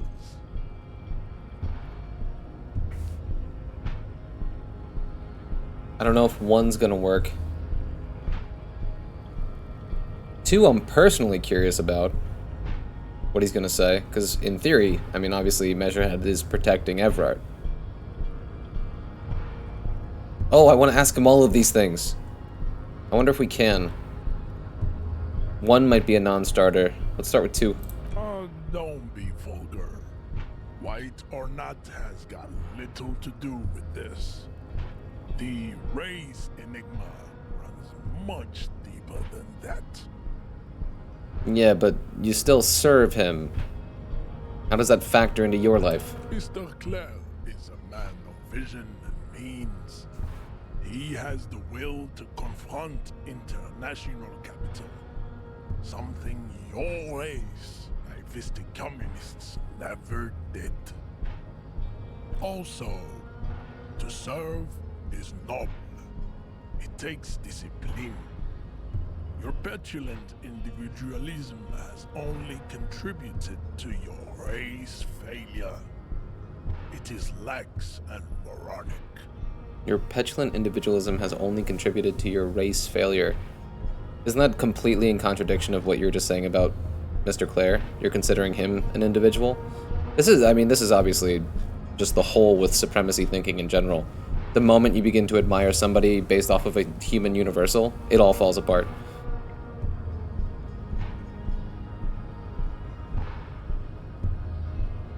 My jam is a mysterious 4th thing. Jam. Individualism. You have gotten these ideas from degenerate youth culture, have you not? You have picked them up from rock and roll songs? Got it from disco, actually. Offshoots of the Seminoles people invented disco while having sex under the influence of cocaine. It is a shame upon my race. But what is done is done. I am not surprised you enjoy it so much. This has happened to many of the side products of the inevitable cultural victory of the Seminoles race. Okay. I'll ask. Who are the Seminoles? The South Island race, haplogroup A4A. We are the rightful masters of the Insulindian archipelago. We descend from the Areopagites of ancient Pericarnassus and arrived here 4,000 years ago. Millennia before you. We are the future. That is all you need to know. So you were born and raised on the islands before you moved to Revachol. I am a descendant. The narrow streets of Ulumbuir are with me in my genetic dreams. I see young Seminoles women walk into the grey mass on Ile de Fantôme, waiting on immaculate conception from the Pay. So you did not come from the islands? No. I have heard about it on the radio. So you're not really Seminoles, you're just from Revachol. I'm from Couronne. And no, it is not just in Revachol. The city is central to the Seminoles strategy. Spreading through its trade networks, our culture will dominate the world. You have heard enough about our phylogenetic secrets for today. You have extinction to come to terms with, and never getting into the harbor. Kim, what do you think about this? I think this racist is better than the last. But the next racist will be the really good one. That will be the... That will be our lucky racist. He will grant us 3 wishes. Your pedomorphic friend has quick wits. A protruding occiput and an indented zygomatic bone. The lieutenant does not flinch. You should keep him close. The congenital defect of farsightedness does not render him a complete invalid. He still has the use of his mind. Know anything about this mug? He does not so much as glance at the object. This your kind of thing? Stop showing me your pathetic cup. I have no interest in it. He had nothing to do with it. Why are you not with the Hardy Boys? I am not the first line of defense. I am the last. In addition, these so-called Hardy Boys are an effeminate clique of bodybuilders. Their company is spiritually degrading. You pick up on something artificial in his tone, like he's putting on an act. This is unlike him. He is usually more himself. There's more to it. What have you got against them? Fine. They have recently fallen under the influence of a possibly sexually perverted female vagrant and a narcotics peddler. It's shameful. What do you mean? Find out for yourself. Endomorphic blub. Interesting. The lieutenant takes a quick note. What are those tattoos of yours supposed to mean? Racists are generally not very good examples of their race. He gestures toward the lorryman down the street. Welcome to Revachol. You hear him yell. Okay. At a redhead woman visiting the fritter nearby. He must think redheads are immigrants. I am not like them. I am craniometric perfection. I have taken the trouble to permanently draw a phrenologic grid on my skull and features. This should dispel any doubt. You sure I'm not craniometrically superior to you? You exhibit forward projection of the jaw, indicative of schizophrenia and sexual inaccountability. From a purely aesthetic standpoint, the dimple in your jaw makes you look like a baby. This is not craniometry, just an observation. What else? It is impossible to see any more of your bone structure. It is covered in the ravages of Al-Ghul. From what remain of your features, I can see fleshy lips, baldness of the head, and long arms relative to lower limbs. This leads me to conclude you are not a police officer. You are a common criminal, an offspring of murderers and sailors from Sur-la-Clé and Vesper, and possibly even the degenerate sheep herders of Ubi. Interesting. So, one of my ancestors was Sur-la-Clef and the other Vesper? Your racial heritage is uninteresting. It is the same as all Revacholians. Your parents and their parents made the decision to reproduce while under the influence of Al-Ghul. That is the only reason you are here. Burn! Okay, so we obviously can't knock him out. But we can probably subscribe to his advanced race theory. Should we get racist with it? Ask what kind of races there are first. Classification is core to this stuff. Measurehead, I am new to this world. Help me understand its races. I need to know what kind of different races are there. Do you? This is for the thing. The lieutenant looks toward the harbor's electronic door and then to you. Lets out an audible sigh. You are obviously a liberal, Sailite. A polyculturalist. I can see it from your love of microtechnology and your sartorial choices. Do not deny your friend the truth you have denied yourself. There are 3 categories of race. Categories? The heroic races, Tibet, the servile races, and the vile CF race cauldron of pederasty. Which one do you need education on? All of them. Type A. Those are the Simonese, the Areopagite, and the Occidentals, excluding the Mao, of course. The Mao are riddled with eczema to the point where they find it impossible to smile. They are all lactose intolerant, a common result of inbreeding. A receding genetic pool has led the Mao on reprehensible street parades in Mao cities like Stadskanal and Fredefort, wearing wooden clogs on their feet and little green tassels on their hats. Wait. Who exactly are the Maun? You know them by the names of their nation states. The Oranese, the Gotwaldians, and the Königsteiners. My people simply call them Mao. Mahun is a derogative term for first world people of Gotwaldian descent. They do not all have eczema.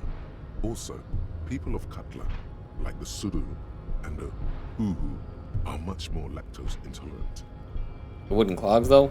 In some municipalities of Oranje, people do wear shoes made of wood to street parades. Green, orange, and even yellow tassels have also been seen on hats. The Maun are proof that you can have too much Occidental racial purity and tassel-centric culture. Inbreeding has led to a lactose-intolerant subrace whom no one can take seriously. Colorful tassels are, let's be honest, not a good sartorial choice for this century. You might want to avoid wooden clogs too. Okay, got it. Who are Type A then? In your view. The Vespertines and Messenians of Vesper and Messina, the ancient Meteorans of Meteo by the golden Pisantic Sea, the Suren of Sur-la-Clé, and even the North Königsteiners, all have Type A race propensities. The other large Mondial civilization, the Mesk, are too yellow and oleaginous to count as a heroic race. True, they are violent and expansionist, but they have a glandular problem. He draws his fingers across his face. Overproduction of sebum. Sebum is leaking into their brains, making them listen to El Mariachi music and eat toxic minced meat-based food, which in turn only produces more sebum. And who are the Seminese and the Areopagites in this? As proven by the Maun and the Mesk, Occidental Type A is in retrograde. The Seminese and the Areopagites are on the ascent. And the Seminese are... The indigenous people of this, the Insulindian archipelago. The Seminese inhabit the southern islands. I am Seminese, from the stock of Ulumbuir on Ile de Fantôme. And the Areopagites? The Areopagites are the master race of the Ile Maran deserts. The Seminese are descendants of the Areopagites. We came here during a heroic migration from Ile Maran to Ansuland, thousands of years before the lactose-intolerant Maun-ridden Occidentals discovered this place. What's the difference between the Seminese and the Areopagites? The Areopagites are sleek, long-headed. The Seminese are powerful, mesomorphic. The former is an immutable progenitor, unchanged since the Super Isola of Pericarnassus. Ancient brains rest in their slender skulls. He falls silent, contemplating the beauty and the mystery. The latter is perfected and adapting. Together they form the Simeno-Areopagite, or Simeopagite super race. That is all. There are no more Type A races in the world. Type B. Type B are the B. aneoric races, amorphous non-competitors of the great race. The Khoikos and the Vacholier, they are mud-colored people. The Khoikos of Grad, Yugo, Zhimsk, Chest et al. Are what you would call white, officer, in a suspect description. You said the Khoikos. I've been trained to identify them as white in official descriptions. Yes. To an untrained eye, the Khoiko appear white and pinkish, like a handsome witch. But There it look is. into their eyes and you will see. He squints, They full of are sage of wisdom. an indistinct color, and so is their skin.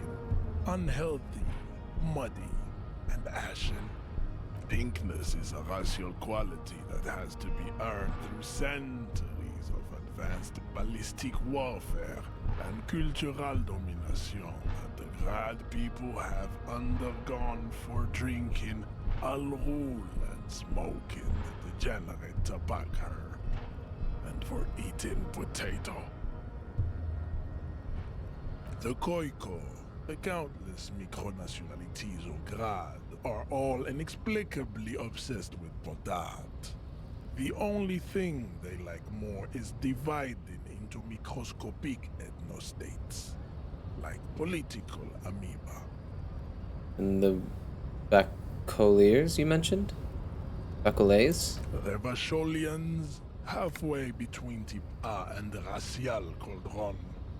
Two makes to know right from wrong. You tried your degenerate little revolution, which was the single greatest failure committed invented by humans in our 82,000-year history on this planet. Is it 82,000 years that we've been recording history? You have very little idea of what is happening, but that seems a little off. I'm pretty sure history hasn't lasted that long.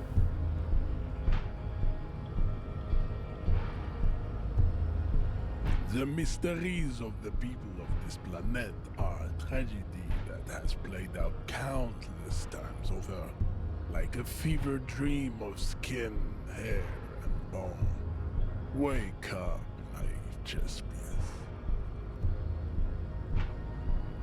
I mean, we have to just lean in and agree with everything he says. We have to become his acolytes so we can push the fucking button. That revolution was perpetuated by degenerate left-wing marauders. Not all the people of Revachol. The revolution came to Ravachol from Grad, in Zara's written potato carts. It is literally an illness, a prion disease that leaves the parietal and frontal lobe ridden with holes. A soft, sponge-like mass of dementia, hallucination, and paranoia. The revolution is fatal familial insomnia, a hereditary prion condition passed from the Koiko to the Occidentals. But not sexually. Probably through trade routes and potate acid, the prime component of the potato plant. It's absolutely hilarious how much of this he's chalking up to the potato plant. Oh, he put potato up with tobacco and alcohol.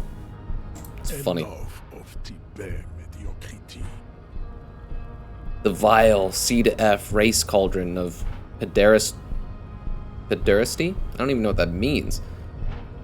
Please. Pederasty? Pederasty? Pederasty? Chips, the F, are a museum of failed chimeric experiments and tragic maladaptations. They are tortured creatures waiting to be put to sleep. Your morbid interest in them worries me. Then we better not go into it if we want to get past him.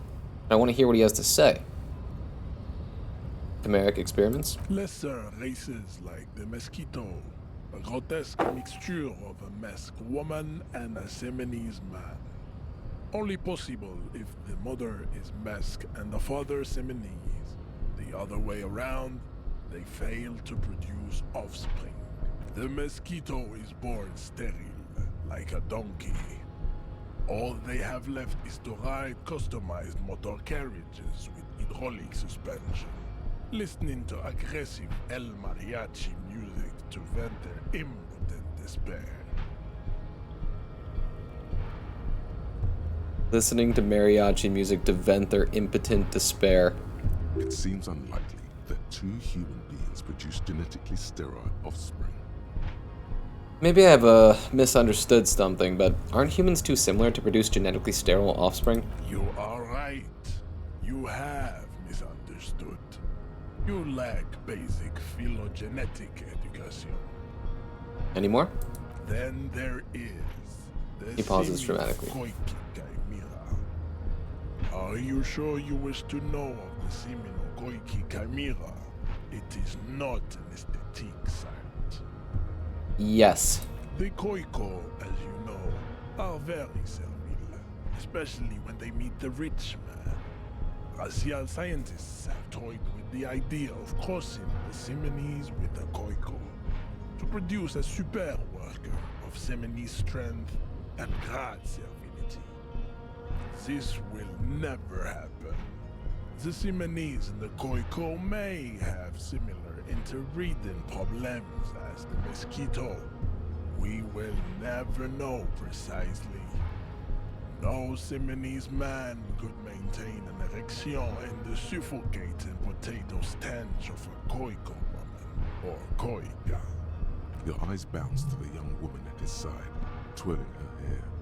It is light brownish and eyes are a random color. Potato-colored hair. Random colored eyes. The heart that pumps the hemoglobin is mysterious, and so is its dark Enough of these personal matters. Have you been educated to all the Rasotip now?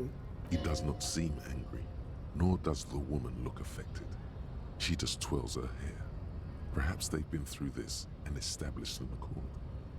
Now that we've been through all the types, do I understand advanced race theory? You understand nothing. To solve the great race enigma, you have to first ask yourself, what is the race enigma? You have not even worded the mystery, let alone solved it. Will you let me into the harbor if I do? We will see. Access to the Union is important for our investigation, but there may be another way, without becoming a race theoretician. I wonder if I say no now, if I can try again later, if I can't figure out another way to get in.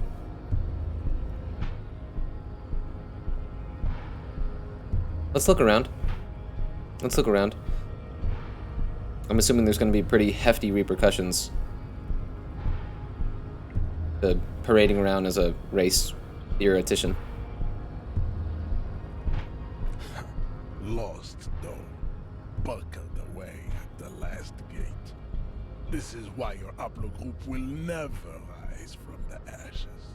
Now, I need to luxuriate in the private company of my babe. Leave me. Let's discuss something else. Possibly imagine what else we have to discuss. Yeah, looks like we can. Let's go over that funky race classification again. Your love for disco music and venereal disease. Don't be such an asshole to your fellow dock worker. The man looks at you, silent and unmoving. His eyes burrow into the remnants of your soul. You are not Santiago. Santiago is not you. The game did warn me that this is never gonna work.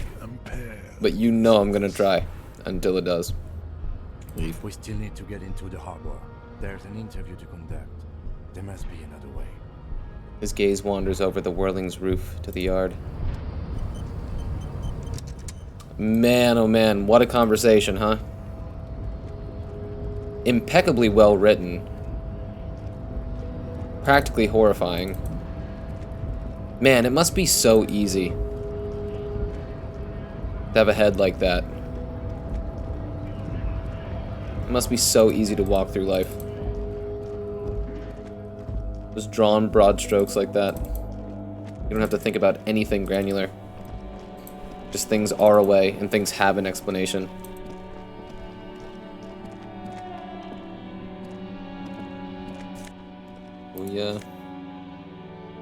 We take the hard way, huh? I don't know who that individual is there. A kid.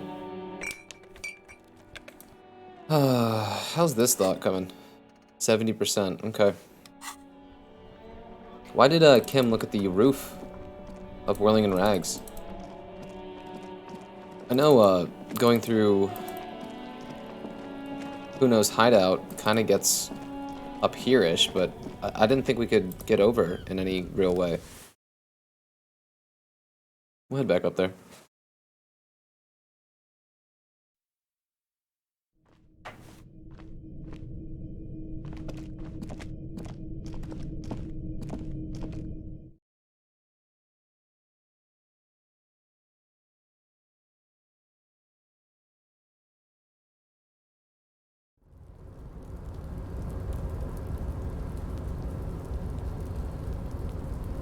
But I can get up here with the walk of this rubble.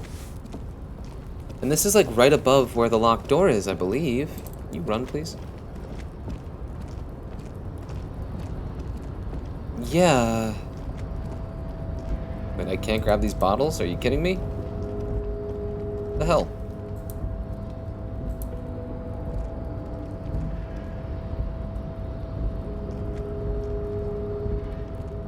Okay. There's no way to get down here? Okay. I mean, if I got like a ladder or a rope or something. Maybe not. Why did Kim look at the roof of the Whirling in Rags? It has me tripping. No, come over here.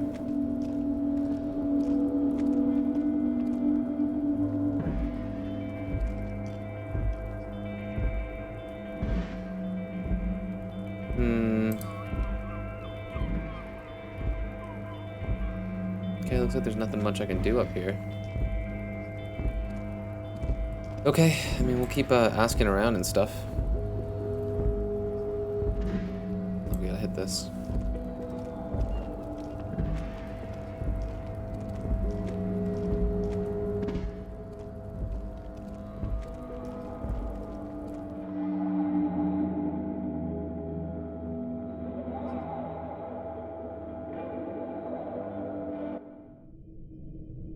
Okay, so what we can do is maybe we'll head back and talk to Joyce again, finish getting our lowdown on reality, and then see if she has any comments about the scabs or Measurehead at all.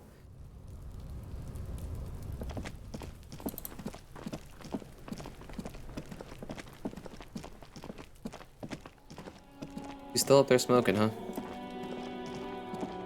Everyone in Revachol just chain smokes all day long. Here's an individual to talk to. The dented yellow Oh yeah, I did kick this yesterday. Graffito. Who are you, friend? Yeah. Yeah. Same guy from yesterday, I believe. Before we even engage with this bookstore, let's go clean up with Joyce a little bit. I don't want too many open-ended things. Gotta keep it as tidy as we possibly can, knowing that's an impossibility. Yeah, but like, run though, boys.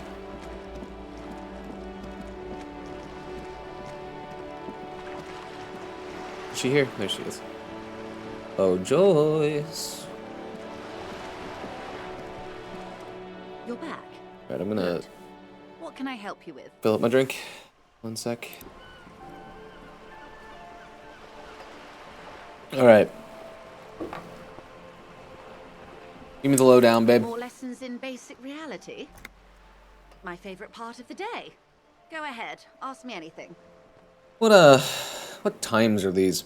These are unimportant times, Detective. You and I were born after the dust had settled. 1,000th of a second too late. Too late for what? For the big time. Her eyes light up. There's a flash of teeth. What's the big time? The revolution. Huh. And what is this revolution I keep hearing about? It's quite easy. Every 100 years or so, our species gets together to decide what's next, who gets shot in the head, and who gets the mineral rights. It's a real kerfuffle. Who got shot in the head? Those would be the communists. Generally speaking, 40 million people got shot in the head during the World Revolution. But the communists, they all got shot in the head. Oh, and the anarchists too. They shot them well. So well, one forgets they even existed. Did the communists and the anarchists shoot back? Did they ever? Before they got shot themselves, they shot 2 million people. Truly a kerfuffle. Yeah, it was a kerfuffle, all right. Lieutenant mumbles from behind his notes. Yes, the Insulindian deluge, they call it. I had a deluge too. In my head.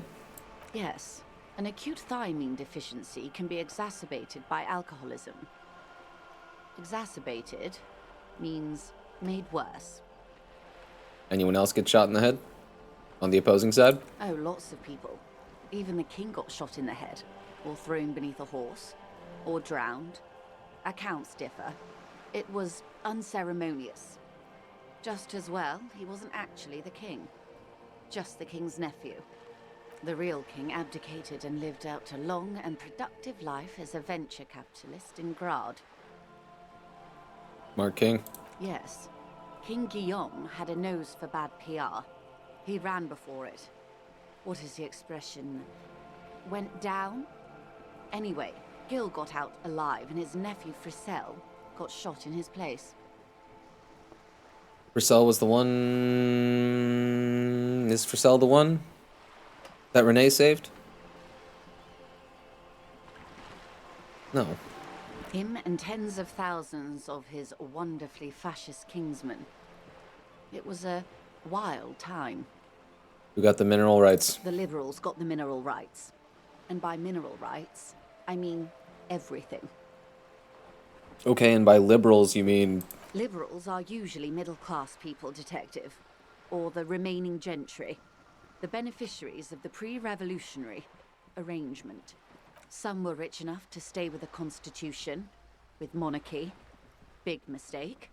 Others bet on the revolution. They were called the ultras, or ultra-liberals. They fared well. How did the liberals win it all? They didn't win so much as survive. We were the last ones standing when the war ended.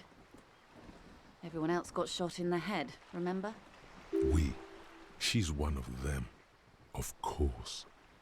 If everyone got shot, who was there to surrender to? To foreign intervention. The coalition. Those people really took the mineral rights. Wait, you just said the liberals already took everything. The liberals took everything that wasn't nailed to the ground. The coalition took the ground. The ocean, the laws, and the people. Who are the coalition? The coalition of nations. Grad, Mesk, Vesper, Messina, Oranje, and Sur-la-Clay. The armed center of the world. They landed here and ended the revolution. It was the moralist thing to do. Moralist? The moralists believe in keeping everything exactly the way it is. They believe in mineral rights, and not shooting people in the head. At least not in the same manner and volume as the others do. Right. They are the long-standing provisional rulers of Revachol now, the coalition government. This is their zone of control. They embolden the RCM with crumbs of the same law they took. Technically speaking, you are a moralist. And that makes things even more complicated. The coalition is in fact a number of different nations.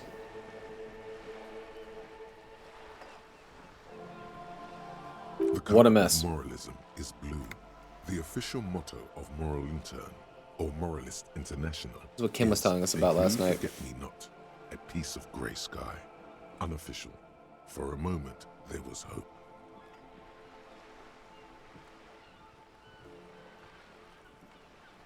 If always picking the option that doesn't commit to anything, then hell yes I am. And also not. That's hilarious. That's just well written. Well written joke. If always picking the option that doesn't commit to anything, then hell yes I am. And also not. An almost endearingly moralist standpoint. She bows. It must be hard to take a moderate approach to head shooting in your line of work. When was this kerfuffle? The turn of the century revolution? Don't answer it. It's a trick question. The revolution began in '02 on the Isla of Grad, though by the end, nearly the whole world had gotten involved. Who started it? It wasn't a who, but a what. A pandemic of Zarat, a particularly virulent prion disease, which the authorities in Grad proved unable to contain. Then Mazov came along and overthrew the government. What did the Zatharath do? It made people overthrow their governments. No way. Indeed. Zarat is a Zarat. highly infectious Zarat. microorganism that destroyed brain tissue. The actual causes of the revolution were material. The pandemic only provided the spark. Where did it spread from there? From Revachol and Grad? Not far. The world managed to cauterize itself. Mazov's government was overthrown in '08, and the coalition crushed the Revachol commune 2 years later. It was the end. What came next? Why?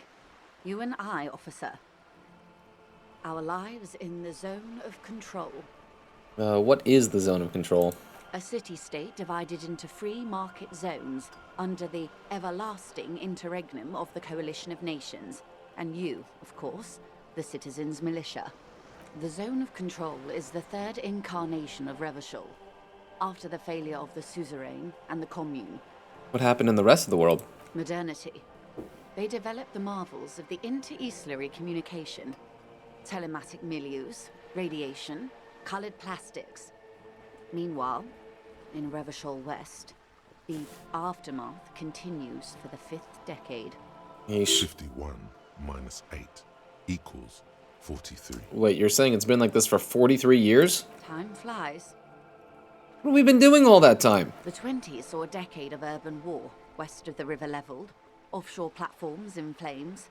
Still, it's regarded as an improvement on what came before. 08 to 19 was simply hell. And after that? The 30s? Things settled down in the 30s.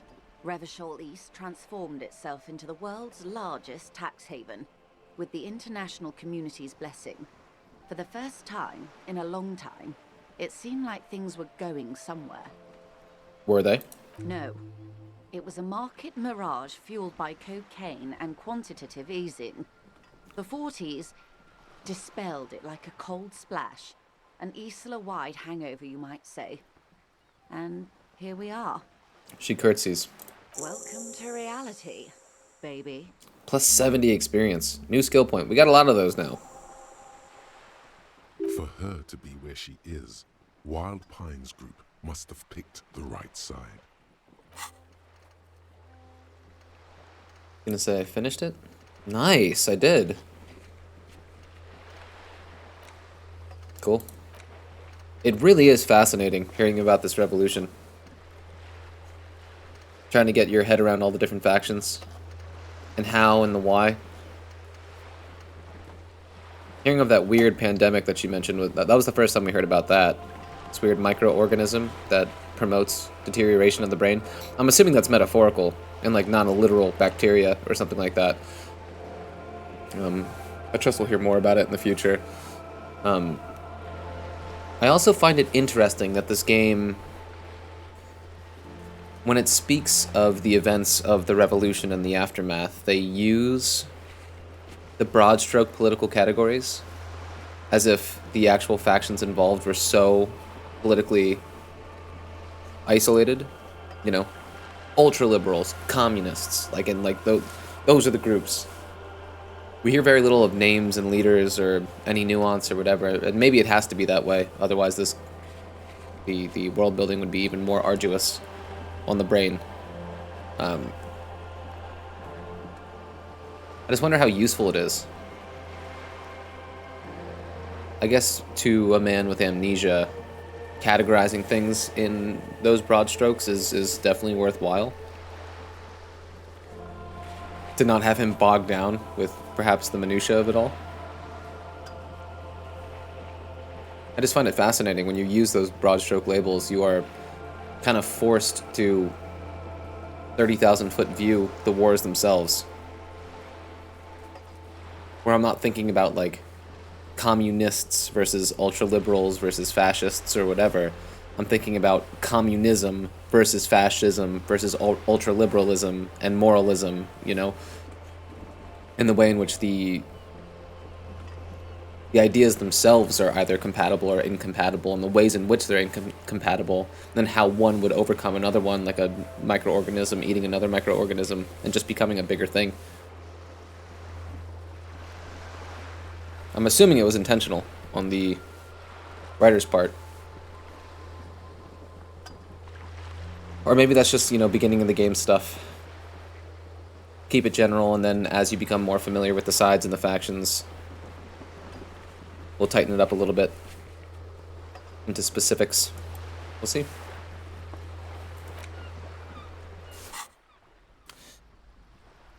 Which side was Wild Pines Group on? They picked the winning side. That's why they're here, and others are not. They chose wisely. Perhaps it wouldn't have turned out that way had I been in charge. I might have bet on the king and led the Pines to doom. You would have sided with the king? I would have sided with the cannons. If you'd seen the calibers of the things, you might have too. Perhaps it's better I was born when I was. 10 of the 14 Indo tribes got it wrong.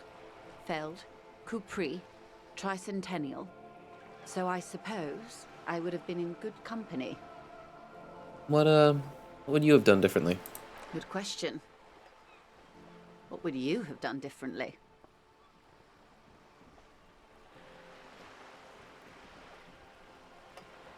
Zarath. Is that the pandemic that they were talking about?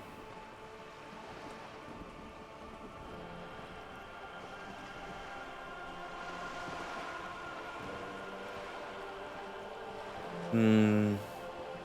3 and 4 are pretty weak. And 5, obviously. I want to know more about Zarath. Zarath? How did she end it? Zaratza? I want to know more about it, so I'm going to say So that. a quarter of humanity simply lost their minds. And how would you stop a prion, a complex folding protein, unlife, with a technology 50 years ago? With some hygiene, modest social care, and perhaps a little research program. Liquidate the rabbit prion-infested dogs who want to kill everyone with cleansing artillery fire. Some Resident Evil shit. With privatized healthcare and a work ethic that does not turn your brain into sponge tissue. All 3 of these suck.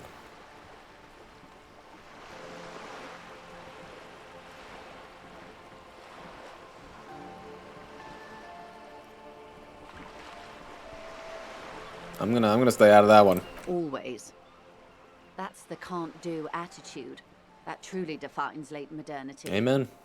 You may prove a modern man yet. Opinions expressed here do not reflect the official position of the RCM. And what is your official position, Lieutenant? Let's hear it, Kitsuragi. My position, ma'am? My parents got ripped to shreds in the revolution. I would have gone the same way. I was saved by being 2 years old. That's my position. The abattoir. The abattoir. Understandable. No, it's enough about the times. They are what they are. Who knows? An afterbloom may yet come. Anyway, enough sentimentality. Is there anything else you want to know? Not so fast. Who is she in all this? Ask her who she is. She owes you an answer.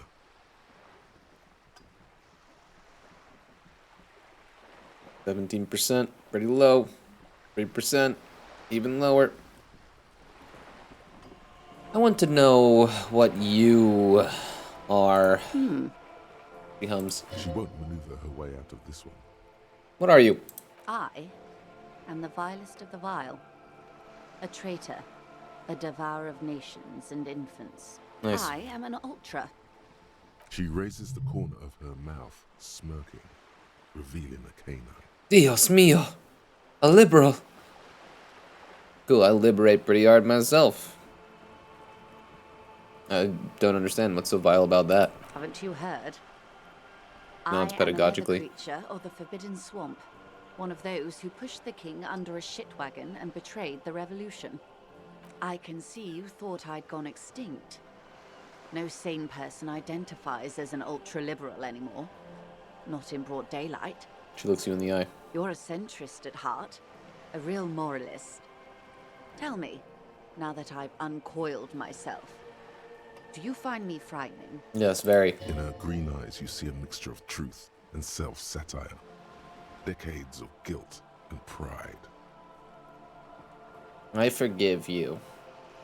But only because you're charming. Man. Can you imagine being that weak in real life? A devil, who being of great charm and guile, sneaketh into the homes of the godly. I'll shake your head slowly. I hope so.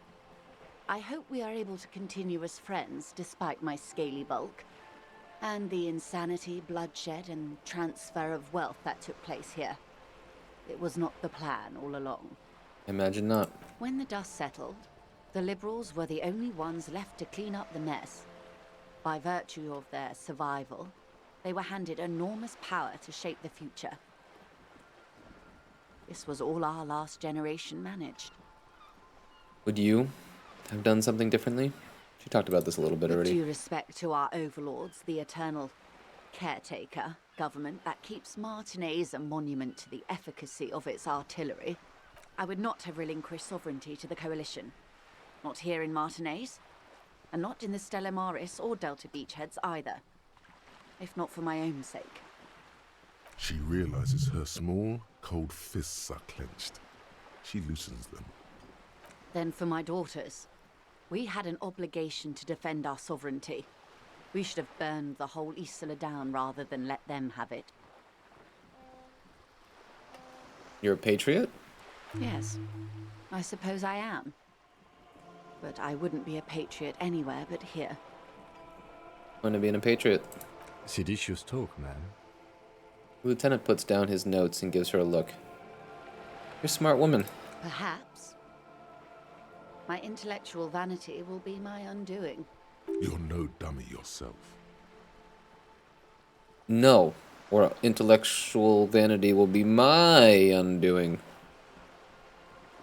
So am I. A smart boy getting smarter, one basic term of reality at a time. You have daughters? Yes. Whatever else I am, I'm also a mother and a wife. Now, shall we return to reality? What is this? What is this? For me and Harry. A bird? A sphenicid? A flightless bird of the polar regions? Am I really that awkward? Of course you're not, my dear. I'm just terrible at guessing games. I meant, what is this place here? Ah. This is the pier of Rue de Saint-Ghislain, 33A, where the tenants have been kind enough to rent me a slot. Or two. What is Rue de Saint-Ghislain, 33A? A pre-revolutionary tenement. Old buildings are called tenements, you see. And new buildings, bâtiments. After les bâtiments nouveaux. But 33A and 33B are not nouveaux. They're old. Looks up at the crumbling facade. This one used to be 8 to 10 stories tall. A real high-rise by the standards of the last century. Built to mirror the skyscrapers across the bay in the Delta. That was before the war, of course. Who lived in them? Mostly the urban middle class, I believe. This was once primo real estate, before the cannons lopped 4 or 5 stories off. Splat, splat. Cindy's listening. From a dilapidated balcony, a young girl in odd clothes gives Joyce the evil eye, a red paintbrush held to her throat. You could be wrong, but from here it appears as if she's running the brush across her throat in a soaring motion. Wonderful.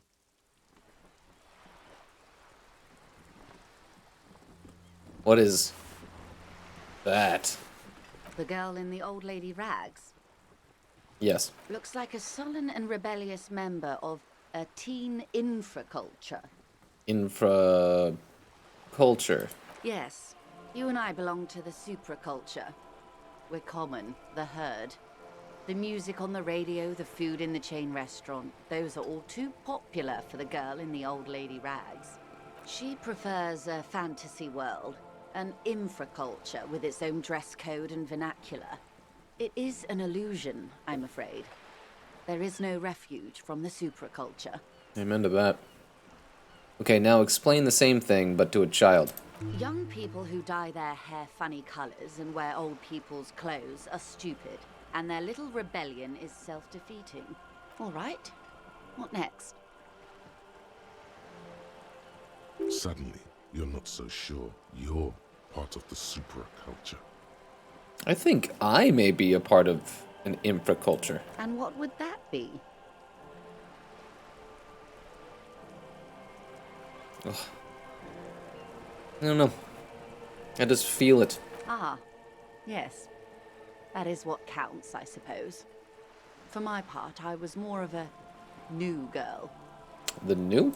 The new. A cultural era. And the name of the decade it ravished, the 30s. It came out of post-revolutionary Revachol. It was ultra-liberal. It involved lots of partying, as you might imagine, and champagne-colored everything. By the looks of it, that would have been when you came of age. Now. She raises her eyebrow at you. Sounds fun. I can't remember a single thing. Wasn't it Guillaume le Million who said, If you can remember the new, you weren't there. For some reason, Cute. your mind is a veritable repository of Guillaume Le Million lyrics, trivia, and B-sides. But the time to explore this is when you're alone, facing a mirror perhaps. Right now, it would derail the reality lowdown. But I think that's gonna be it for now, though. I mean, I can always retake these. And it seems... Glad to have been of assistance. The little that I know. Anything else?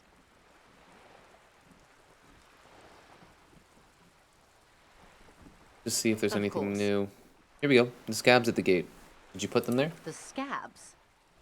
You mean the huddled masses of Jamrog, come to plead for work where the Union refuses to? Don't let her answer it herself.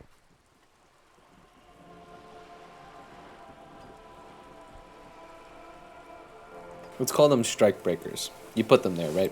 If these strike breakers were organized by Wild Pines or its affiliates, then it would be a company secret. I could not share it with you. Not Oh yet, yeah, I at gotta least. investigate the drugs. It's implied she's open to discussing this matter with you at a later occasion. That's all I need to hear. Let's change the Of topic. course. How Thank else you. can I help? All for now. Autosave. Oh, we got new alcohol. Is that what you're referring to? Man, 3 skill points, huh?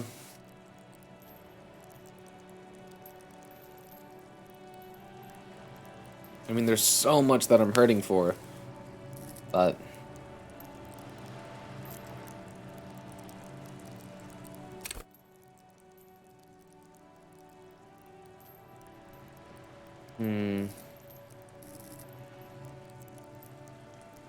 I'm gonna hold on to it. I wanna hold on to it for the, thought cabinet, I believe. What are we doing on that thought? 80%. Cool. Cool.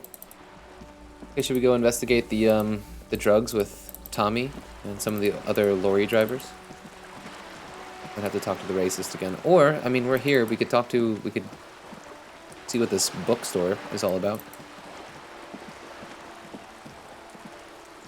We can talk to this customer.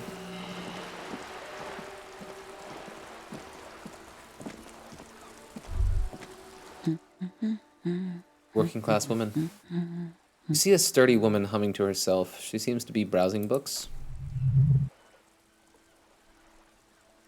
And this yellow circle is not... I do not want that bouncing throughout the entirety of this conversation. The ship takes off like a silvery mosquito, unfolding its rudder blade arms. She mumbles reading, then puts down the soft cover. A good one? Yes? Hello? She nods, her attention fully focused on reading. Who are you? Me? No one. I'm just a working class woman. She doesn't really want to be disturbed that much. If she's such a working class woman, why isn't she working? Shouldn't a working class woman be, you know, working? Not all the time. Right now I'm browsing books.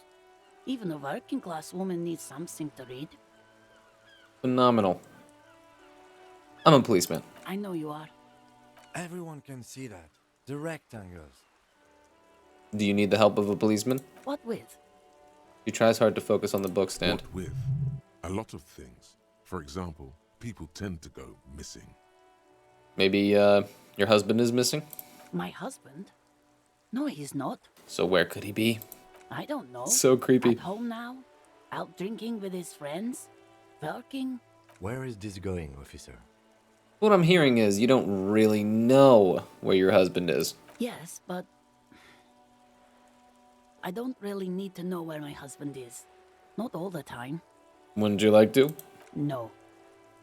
He looks at you straight in the eye. Her right foot is tapping nervously. I can totally help you find your missing husband. Why are we still talking about this? I haven't lost my husband. It's got to be something else then. Why else would you be asking her if it wasn't? That's right. Maybe your children are missing. No, absolutely not. Her words come out quick as gunshots. Okay, so where are they then? Are you a policeman or a nanny? She's definitely disturbed by now. Nanny, where are they? They are not missing, sir. You know where they are. They're at home, smoking, giving the ladder of vices a chance. They are at home, right? Smoking cigarettes? What? That's just... My daughters are perfectly fine. They're with their friends down in Jamrock. There's nothing to worry about. They're almost grown up now anyway. They're past the age they need me protecting them from everything now. I'm afraid the danger's now greater than ever. Tell me, how old are they? My youngest girl, Jolie, is just shy of 16. Jenny, she is turning 18 next month. But we shouldn't even be talking about them. And can you describe me their appearance?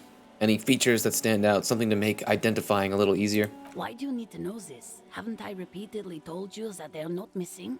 That they're in Jamrock, safe and well, at some stupid party? It's for the investigation. I'm trying to be professional. Please understand. There is no investigation here. I can tell you that. I have to be driving Kitsuragi fucking crazy right now. It must be asked then. What are you doing here? Why are you pursuing this? Maybe your hunch? cockatoo is missing. I don't mean to disrespect, sir, but you are being a bit of a cockatoo here. Ouch. For what it's worth, I agree. But cockatoos can't be stopped when they get ladies. It's better to indulge him at this point. Ma'am, I was asking about your cockatoo. Is it missing? I don't even have a cockatoo. And guess what? What? Even if I had, it wouldn't be missing. Alright, cockatoo not missing. I just wanted to make sure. Great. Just one more question. What did you mean by me being a cockatoo? Nothing. Go read up on them if you're so interested. There's a great book in the bookstore. Maybe you should. What if the cockatoo is your astral captain? Or your heraldic bird? Actually, that's exactly what I'm going to do. Thanks for the tip. Wonderful. The store is open. Watch her browse books. Her hands move over the book covers. The tips of her fingers look rough, stained with yellow. It seems like she has spent a lot of time at work, smoking. That's all for the moment. I'll let you read. The woman before you nods and returns to her reading. How fun. You memorized the title. Loose 87. Radio City. Seems important. How fun was that scene? Completely inconsequential. But just a little snippet of Harry's insanity. Now we get to find our heraldic bird. Awesome. Hello, sir. Step right in. The store is open. A young girl with chubby red cheeks waves at you, smiling. Her nose is also red from the cold. I am the law. I know, sir. She stomps her feet to feel warmer. Yes, people get that you are the law. You really don't have to keep saying it. Are you interested in a new and exciting book? I'd like to answer her question, but what kind of store is this anyway? It's a bookstore, sir. We sell books, postcards, and some board games. It's called Crime, Romance, and Biographies of Famous People. Whoa, whoa, whoa, whoa. Hold your horses, little girl. What is a book? That is a book. They have stories inside them. It's like someone told you a story in a really long letter. What's a postcard? A postcard is a small cardboard picture. You can write a few words on the other side and send it to your friend or beloved. What's a board game? Board games are like little games on a table, made to pass the time. There are several different ones, but sailors here mostly buy cards. Interesting. Thanks. My pleasure. Anything else you'd like to know? Is it okay if I ask you some questions? Okay, sir. I'll try to answer any questions you have. I hope they're about books. Say, child, you wouldn't happen to know a good fridge, would you? A fridge? Yes, like a big, big fridge a cop could put a dead body into. You mean like the ice bear fridge? Man, that's scary. Ice bear fridge? Yes, like a bear, but white. There's a fridge below the building in the basement, with red glowing eyes. I went back there once, behind the bookstore. Mum doesn't want me to go there anymore. Not that I want to. It was pretty scary. And there's a big fridge there? Yes. One more thing. How do I get inside the building? That's a problem. The only way in is through the bookstore, but my mum is pretty strict about not letting anyone in. But I don't know. You're a policeman. Maybe you can convince her somehow. Sweet. Anyway, And what is your name? my name is Annette, sir. My mum, her name is Plaisance. She owns the store. She's inside minding the Plaisance, register what a name. or organising the stock. The girl gazes at the window, then suddenly jolts, her eyes wide, as if recalling something. Feel free to step in and browse our wares. Dude, Annette rocks. And you're standing out here in the cold because... I'm signalling that the store is open. Otherwise, people might not know. They'd miss out on the crime, romance, and biographies of famous people. Such a good trooper you are. Already learning the value of hard work. Thank you, sir. I'm happy to help Mum out with the store. She smiles and stands upright like a little soldier. Should introduce her to Kuno. Shouldn't you be at school or something? I do my studies at home at the moment. I have to help Mum keep this place running. School is stupid, you're lucky not to be there. Mum says it's necessary to do both because it builds character. Mum says a proper worker is dutiful. That's how you get ahead in life. You succeed. There is stress and unease behind these words. She's reciting etiquette. How's the business going? Mum says it's peachy. She was a little afraid at first. There's talk about this house being cursed.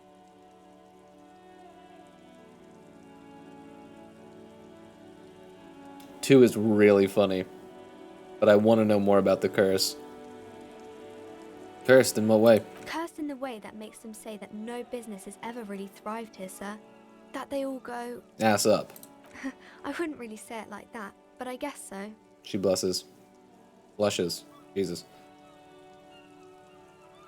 This sounds rather serious. I should probably look into it. We can go into the bookstore and ask about the case, but I don't see much more to look into here. Lieutenant makes a note in his notebook. Yes, please do look at our wares inside. The postcards and board games you asked about are also there, sir. What do you know about the other failed businesses? Nothing really, sir. Mum doesn't allow me to sneak around in the back rooms or the cellar. I don't really know what's there. How does this curse manifest itself? It does not manifest itself in any way. It does not exist. I liked it better when we were talking about whether it's appropriate to stand out in the freezing weather. But Kim, the plasmic manifestations. No such thing. Lieutenant stands at your side, stern and serious. Anything else you wanted to talk about, sir? Mm-hmm. Enough about the curse. For now. Maybe I can tell you about some of our books instead. What is this crime business? Crime fiction is about murders or burglaries or things like that, and the work of a policeman or a private detective who's trying to solve a crime and catch the criminals. Wait, not crime fiction. I need to know what crime is. It's that bad. Crime is a deviation from the law, punishable by either a civil or criminal sentencing. It's what the law prevents. Why would anyone want to read about crime? It's exciting to people, I guess. They get to imagine dangerous things, and it's kind of like a puzzle, where you can guess who the criminal is, or how the good guys are going to catch him. I'm a policeman myself, by the way. The law, as I said. You don't look much like a policeman. She examines you, as if to find something policeman-like. Okay, then maybe I'm not a policeman? Or should stop being one. Didn't mean to offend, sir. Sorry, sir. It's just that you don't look like Dick Mullen. He points to a book cover on which you see a strapping Vespertine officer. He stands grimly over the body of a dead woman. I used to be exactly like that Mullen guy. Then I decided to live a little.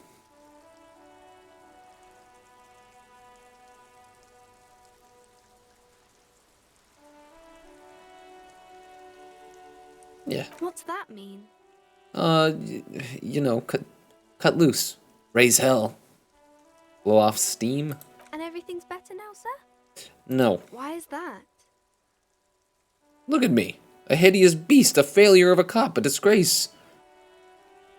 A man can never be truly happy with who he is. Oh, okay. I shouldn't have said that thing about Dick Mullen.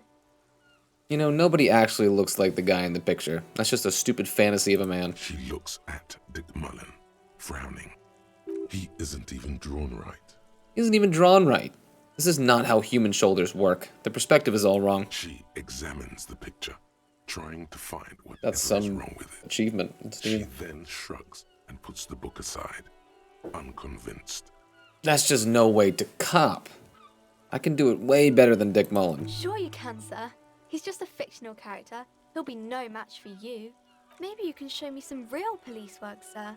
Like in the book. Yeah, I got a fucking stinky, dead body. Literally 40 feet away from you. Come check it out. What is romance? It's the type of book where there's a rich lady and she has to choose between the good man and the bad man. She smiles at the thought, perhaps imagining herself in the situation. Or there could be a story about a poor lady getting a rich man. It's about man and lady business, sir.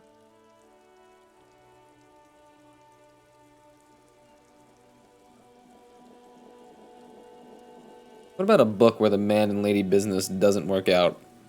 At all. I haven't read many of those. Maybe you should ask Mum. Yeah? You think she has one about an excruciatingly painful breakup? I don't think it's a romance story if the main characters break up, though. He pauses, trying to figure out the appropriate answer. No. Think about it. One where they plunge into a torrid spiral of pain and recrimination. Only it's really long and drawn out. Scarred for life. Phantom limb. No, I don't know. She looks at you with puzzlement. Doesn't ring a bell? Alright, I'll ask her mom.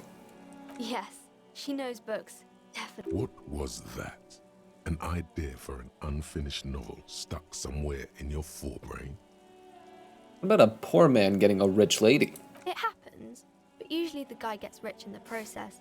Or should actually be rich himself, but has lost his family property unjustly, like during the revolution or something. I see. Those are unhappy books, for most of the pages. People sad about what they have lost, but then it all turns out just fine in the end. What about when both of the men are bad? These are not very common. You can't have a choice between bad and bad. Nobody wants to read a story like that. What if it's written really well? Well, maybe then it's fine. Maybe if the lady then decides not to pick either, because she doesn't need a bad man. Yes, that would be interesting.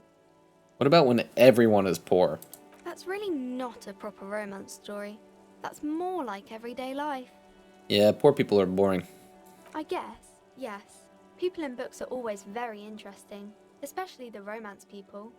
That's enough romance for me. I had other questions. Maybe some about other books? Who are these famous people? Oh, kings and queens and generals of old, or artists and writers, or musicians, those kinds of people. There's usually something extraordinary about them. He scratches her cold, reddened cheek, then continues. I think that's why people read them, to find the secrets of their fame. Seems like most people who read those books fail to get more famous from reading them. Reading those doesn't make the readers more famous, does it? But it does make the famous people more famous. He smiles gleefully. Fame sounds delicious. Maybe someone will write a book about me one day. Why would they do that, sir? Because I'll be a superstar cop. In the papers and everything. That'll show them. That's so cool. Maybe they'll make you a book cover picture and everything. Standing over a dead body, holding a gun. Who is that? Oh, that's Auntie Billy. She's nice if a bit distressed. Is your aunt? No, sir. She's a working woman who comes to look at the books a lot. Why is she distressed? I think she is a bad husband. Not very nice. I think it's because she lost her fucking cockatoo. I swear to God, if I fucking fail this one.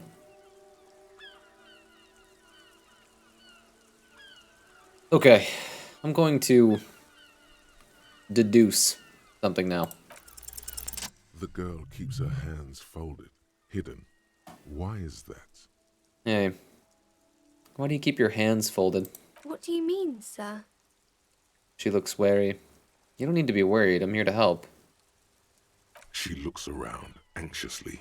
Her hands remain folded in front of her. She doesn't want to show them. The lieutenant stands by, looking at the two of you with little interest. You heard me, hands up. She brings out her reddened hands, her nails frayed, nearly chewed down to the flesh. You bite your nails. And you knew this from me keeping my hands folded? She shoots you a suspicious glance. It's super simple for a detective such as myself. Well, that proves nothing. Anyone could do an easy deduction like that. Her eyes flash with defiance. She's not impressed. Want more? Bet I can figure out why you bite your nails. Got a few reasons in mind. Oh, I want her to do something about me, though. Can I do both? She nods, half provocative, half enthusiastic. Rats have been nibbling on your fingers. Child labor and dismal working conditions. Chewed on nails means you're recycling your body material. Man. It's gotta be 2, right? 2 is easily the funniest. Rats have been nibbling on your fingers. Child labor and dismal working conditions. What rats? I just read books. Haven't seen a rat in this building in forever. No rats in this dilapidated building? Strange. Maybe they're just afraid of books. She laughs with a slight nervous undertone. Either way, another ace deduction by the #1 detective in town. It was okay, sir. You still got a rebellious streak. There's more that can be achieved here. Ask her to do the same. You think so? Fine, do better. To do something about me. You're quite sober. She snaps back quickly. The lieutenant does not flinch at the comment. He does not flinch even a single bit. He is intensely not flinching. It takes effort. Yeah, about that. Maybe you could point me towards some booze. Fritz, maybe? Alcohol is not good for you, sir. There she stands, swaying on her feet, assaulted by the early spring breeze. She smiles at you.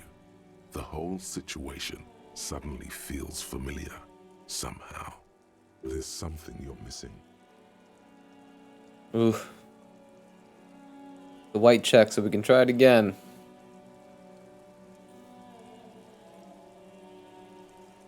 We also got the 58%.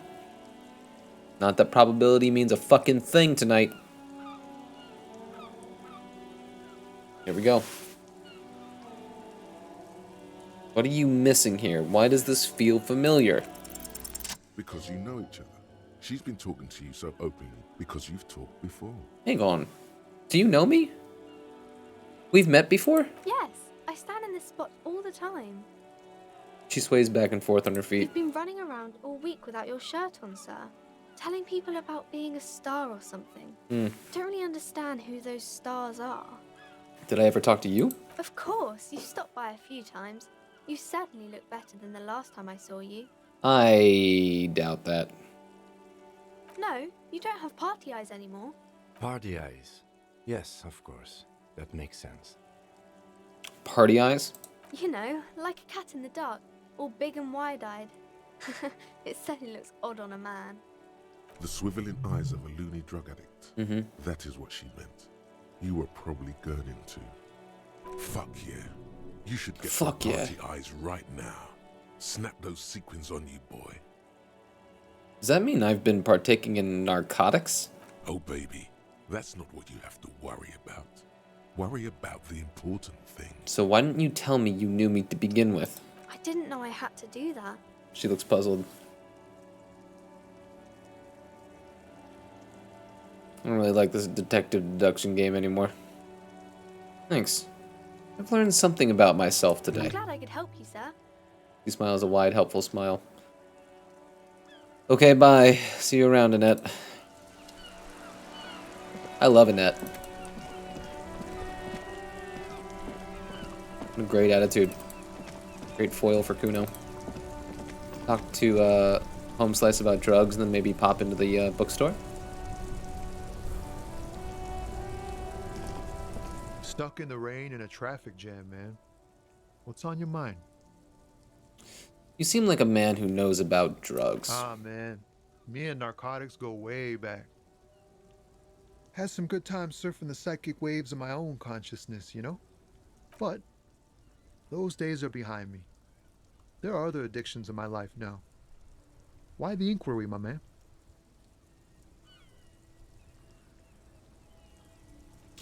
Ooh, man. I need to get high, and I'm looking for a dealer. Hey, man, that's serious criminal talk. Are you trying to pull some sort of an entrapment thing on me? Entrapment. is a practice whereby an officer of the law induces a person to commit a criminal offense that the person would have otherwise been unlikely to commit, usually through some trickery, persuasion, or fraud. Yeah, bullshit. What? No, of course not. What's your deal here? Let me be straight with you. I'm trying to figure out who's smuggling the drugs out of Terminal B. We have a credible lead, sir. Someone on this roundabout is waiting for a bulk shipment from the harbor to load it on their lorry and drive it to Jamrock. Not me, man. No way. I don't need any trouble. Shit's bad enough anyway. This jam's got folks up in arms, and I'm afraid it's headed toward a conflagration. Wait, then why are you still hanging around? Well, he can't move. Who do you think could be conducting the drug trade then? Look, man, I try to stay away from the criminal underbelly of Revachol. I'm a guest here. You really need to find another man to probe with those questions. We wouldn't say he's lying, sire.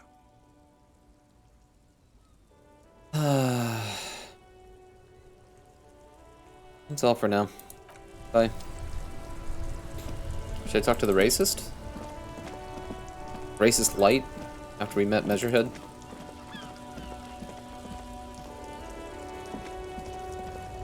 This dude doesn't even know what racist is after talking to Measurehead. Looking for Racist toddler. Come to tell me to fuck off again? Yeah, I found this mug in the trash. Yours? Oh man, that's great. Look at that guy go. Haven't seen anything that funny in a while. Is it yours? God damn. Thanks for that, but no, it's not mine. He doesn't live in Martinez. Got a smoke? No. You're a lorry man, right? Your stance on drugs. Drugs? They're shit, man. I don't let anything pollute my body. He takes a long drag on a cigarette. You smell of booze and cigarettes. What's different about narcotics? You know where that shit comes from? Sarah Miriza. No, it's another racist thing. Ilmara. They take the money from our local junkies here and then use it to outcompete us in the manufacturing sector. They know they can't beat us in a fair fight, so they have to get us to weaken ourselves somehow. It's racial sabotage, racial economic sabotage. Hold on, but they make Algul alcohol and Amara too. I was told they do. I don't go for that foreign piss. Proper booze is made in Mundi. Or sometimes, I like a dram of that Yugograd vodka. Koikos and worse much, but they do no booze. I take it you're not smuggling drugs out of Martinez. Not in, not out. I'll never betray the purity of my tribe. Little on the nose there. So you're telling us that you don't know anything about drug smuggling through Terminal B? I don't know shit. And if I did, I wouldn't tell you. He puffs on a cigarette. Then what are you still hanging around here for? Most other camionneurs have left. What do you think? Camionneurs? I can't leave the lorry unguarded. Stuff's been getting looted lately. It's those little kips sneaking on at night. If they touch my stuff, the bosses will be on my ass like ass cancer. There was a bunch of spilled boxes in the back of a big lorry nearby. I did see one lorry with the trailer doors open on my way here. You know what happened? Yeah, I knew that guy. He was an honest driver who loved this country.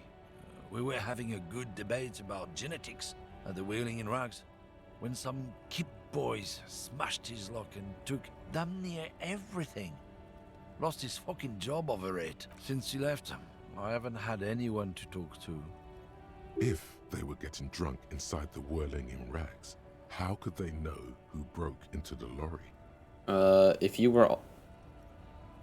you all were at the Whirling, how do you know it was Kips who broke into the lorry? What? Aren't we allowed to say that it's the Kips who do all the stealing around here? That's not road to science, man. If it's not you, then who's running drugs through Terminal B? Isn't it obvious? Fucking Sealang, that beady-eyed South Samaran. His little side business is a scam. I wouldn't be surprised if he was peddling drugs as well. The one reselling humanitarian aid packages, right? That's the one. His tribe are natural liars. It's in their blood. The lorryman takes a slow, satisfied drag and blows a smoke ring. Is your man alright? 100%. He's a lorryman selling his employer stuff. Broke the seals on his human ox lorry. No doubt he's selling drugs too. I wouldn't be so sure about it. Not until we've heard what Sealang himself has to say. Guess we need to pay Sealang a visit then. Guess so. Alright, we're done for now. Get fucked. I like that he doesn't even have a name. He's just the racist lorry driver.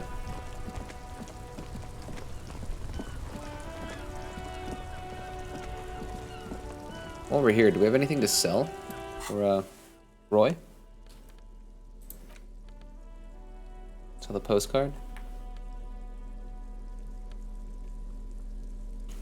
I'm gonna hold on to that. That thing's gonna work at some point.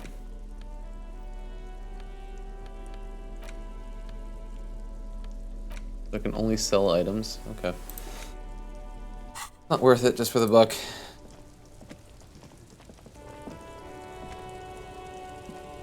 Everything's still cool here, officer. So Sealang, what's your stance on drugs? Drugs? I don't go in for that, officer. Drugs ruin lives. Unless you're into drugs, of course. In which case, drugs are excellent. Mwah! Tasty, tasty drugs. I'm super into drugs. That's very cool. A lot of the coolest detectives do drugs. Sadly, I don't have any drugs on sale. Or at my home, or on my person. He smiles. Sir, it appears to be true. No drugs in sight. Not in the box of sunglasses or under the speakers. I actually don't like drugs. That's cool. Especially after you already said you're into them. All the coolest detectives in the movies do drugs. And are very conflicted about it. Still, no drugs here. Sealang's pretty great. We're looking for a lorry driver who is transporting drugs out of the harbor. He or she is in this traffic jam. That's even cooler. You investigating that and all. But, I am not a lorry driver. I'm just a street vendor. I don't know anything about that. A blatant lie, sire. Yet he tells it with such conviction. We'd believe him if we didn't know better. But you are a lorryman. Another driver has identified you and your lorry. Who said that? It's the fat racist, right? I bet it's him. He has an agenda against me because I'm an immigrant who works harder than he does. He's a hater. So you admit you're a lorry driver? No, I just said I work harder and he's an asshole. He stops to think. Realizing he can't get out of it. Smart man. Okay, maybe I'm a lorry driver too. A little. But that's not the most important thing about me. That's my day job. This is my dream. He spreads his arms. So you forgot to tell me. Stop squirming. What do you know about the drug operation at the harbor? Ooh. We'll do 2. So you were embarrassed to tell me? No, I just forgot. It's such a small part of my life. It's in the rear view mirror now. I'm climbing out of that hole with ingenuity. Stop squirming. What do you know about the drug operation at the harbor? Nothing. I told you. I'm not a dumb guy. I don't get involved with that crowd. And what crowd is that? Crowd? You know, the drug crowd? You're wasting my time. Tell me who the fuck is transporting the drugs here. Ooh, man. 2's better. He's gonna respond to that. Okay, if you don't know, then I'll tell your employer you've been selling his stuff. No use. He's not telling us. He's too afraid. We need to take him to my station and ask him there. After we've called his boss. Nice, Kitsuragi. Okay, look. There's bad people doing bad things here. That's all I know. Please don't get me into this mess. I spent 15 years working my way up. Here we go. There's a tiny bit of truth on the table. Zoom in on it. Man, 2 is the tactic that he uses, you know? We're buddies, Sealang. Help us out. No one will know it was you. It's a she, okay? The other drivers call her the lady driver. You're better off staying away from her. The way they talk about her, she's no lady. Interesting. Could this driver be connected to the Hardy Boys? Who are these other drivers who talk? All of them. I don't know. I told you all I know. Are we cool now? I really want us to be cool now. Who exactly is talking about this lady driver of yours? The racist or the other one with the tattoos? He points north. All of them. Even the ones who've left. I don't hang out with them. I don't remember who has tattoos. She? Where is she? I haven't yet met a woman on the roundabout. There's one by the statue of that king. I haven't gone near her. And I won't either. The third driver. We haven't talked to her yet. Where exactly is she? Near the horseback monument? In her lorry there. But I don't know if it's her. Are we cool now? I think we're cool now. Could she be associated with the Hardy Boys? I don't know. I'm not local. I don't know anything about that. Okay. We're cool now. All right. I scored. Let's cap this off with a purchase. You can walk away from here with funky sunglasses, detective. Both of you. I do want You funky deserve sunglasses, it. honestly. I do.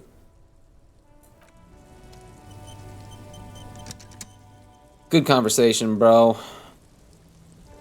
Check this out while we're here. We'll go find this woman. Nice.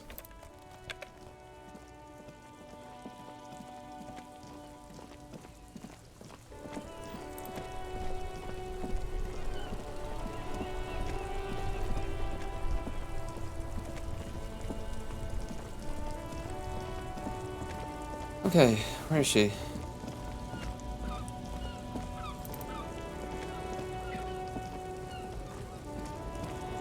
This one? And she looks strung out right now. The small, wrinkled woman does not greet you. She nods along to something on her radio. A photograph is clutched in her hands, and there is a warm smile on her face. She on drugs right now? The photo, an ambrotype from the turn of the century, as golden as her smile. If you want her attention, you may need to be more forceful. Where am I? Who are you? Like a magician recalling a subject from hypnosis, you've jolted her back to reality. I was actually hoping you could tell me that. Never mind. I remember now. I'm still stuck in that traffic jam in the 50s. She adds with contempt. Oh, what's so bad about the 50s? The men have small jaws and everything is made out of plastic. Why do you need plastic when you can make the world out of amber? What a good voice actress. When else would you be then? Back in Mecca, during the time of the revolution, the sidewalks and cafes are filled with young people. I was on my way to see a new Boyadero picture starring Gabriel Buenguerro. Until you came along, that is. The look she gives you is accusatory. Who's Gabriel Bonguero? This is Gabriel Buenguerro. She shows you the photograph in the lavish amber frame. A strikingly handsome man looks straight at you, his head crowned with a wide brim hat. His hair is dark as an oil slick, and his jaw the most perfectly chiseled thing you've ever seen. He was the biggest star of his day. Girls used to faint in the aisles of cinema whenever he came on the screen. And schoolboys used to memorize all his lines. She leans back, savoring the world is conjured up. But I take it you were in Mesk when you were young. Someone was. She nods as though her meaning were perfectly clear. Someone? Are you not your memories? They are someone's memories, boy. What difference does it make if it's me or not? They're beautiful. That is all that matters. Beautiful and true. And they will win. They're coming for this, you know? All of this. All of what? The world? The present? Sorry to interrupt your dreaming, ma'am. I wasn't dreaming. I was there, Loman. It was early spring, and the man behind the black sun had just come out. The posters were 20 meters tall. Everything was golden. Her eyes narrow, and she appears to take your measure. While you, people, were tearing each other apart over your petty little revolution, in Methk, it was a golden age. The Republic of Mesk is a massive confederation on the Isola of Muindi, the world's largest state by territory. It's a petrostate, a constitutional monarchy, and, as of recently, an outcast due to its tilt to the far right. Right. I have some other questions for you. Police questions. Why not, Harife? It's not like I have anything Harife? better to do in this hellhole. She settles back against the railing of her motor lorry. Behind her, mountains of memorabilia, photos, and knickknacks line the dashboard. What are you hauling? Diamonds. Diamonds? Really? Of course not. But wouldn't it be marvelous if I was? Okay, but what are you really hauling? Whatever stupid things they put in the lorry, I imagine. So you don't know what you're hauling in your own lorry? I quit concerning myself with that a long time ago. Besides, I don't drive the lorry for the cargo, if you know what I mean. I guess that makes sense. You know, minding your own business. Of course it does. What did you expect? I still don't really understand the whole, Boyadero thing. Of course not. To truly understand the Boyadero, you need to listen to on the Western Plain. The Boyadero, Boya for short, is a cowherder from upstream Magritte, the great steppes of northern Mesk. He is a rugged individualist and explorer. Okay. What's that? It's an old ballad about a young girl who falls in love with a daring Boyadero. He promises to marry her as soon as he returns from the Western Plain. I'm guessing that doesn't happen. Of course not. The Boyadero returns from the Western Plain a changed man. One night, as he and his beloved are out walking along the river Maigret, she pleads with him to give up his riding and settle down. In the background, you can hear the orchestra swell as the screen fills with the maiden's imploring eyes. I think I see where this is going. So the Boyadero strangles his beloved and throws her body in the Magritte. Then he rides off, because the Western Plain is calling to him. A beautiful song. The most beautiful. A true Boyadero needs a whole horizon to himself. He can't be tied down by man or woman. His beloved was selfish. She didn't know what it meant to love a Boyadero. Alright. Are you the lady driver? Did you just call me a lady, Harife? She clearly doesn't think she's a lady. Don't repeat it. I was told of a woman driver. You're the only woman here. I'm not that either, Harife. I've gone too far from it all to remember what was between my legs. It doesn't work like that on the long haul. So you're not the driver everyone is terrified of. I'm only terrifying to small children and to those who used to know me. Yeah, it's not her. Believe me. Why are you so scary to the people who used to know you? Because they can no longer recognize the person I once was. You said long haul. That's... The big ones, the trucks. There's no women and men there. It's all just... He hums along as if to track on repeat. In the middle of this town, there's a ghostly motorway. It takes all the people where they want to stay. In the background, a quiet song seeps from her cabin into the air. You don't hear any vocals. Then who is the female driver I was told of? How should I know? Do I look like I spend a lot of time with the other communers sniffing around when I have my movies to go to? All I needed to know. Thanks. Oh, Sim. Before I came, you seemed away. She's just a distracted old woman. We should maybe let her get back to her things. So he doesn't think she's the lady driver? You hear that, Lowman? I don't think your partner likes you spending too much time with me. Wait, why is that, Lieutenant? Nothing. I just don't think she's connected to anything. He doesn't want your frail mind caught up in something here. Something unconnected to the case, but connected to this woman tuning out like that. Did you drive a lorry if you get like that? Oh, don't worry about me. I'm one of the best camioners around. I drive routes no one else will. What routes? Lomonosov's Land, Udashnaya Zemlya, the Western Plain. She nods and closes her eyes again, letting her mind submerge. The Transcatolia Magistral. You for 1A. Adestradas do Mirador. All the good ones. The deep trenches. Where the bluebirds fly. She opens her eyes again and shudders. I'm something of an expert in blacking out. You should take better care of yourself. You're right, Lowman. I'm the one who should take my health more seriously. Thank you for looking out for me. A correct appraisal. You're quite shabby. Is that all you woke me up to say? You seem like a woman who knows a thing or two about drugs. What do I need drugs for, Lowman? What I see, what I feel. The great adversary. No drugs can compare. The adversary? Yes. There is a protagonista and an adversario. I am on the side of the adversary. There's no coming back from that hole. Those epithets are familiar somehow. The great adversary. The great unrest. Not really what I was getting at. Then what were you getting at? Maybe if she thought you're corrupt. I wanted to ask if you'd be interested in smuggling some drugs. Why would I want to do that?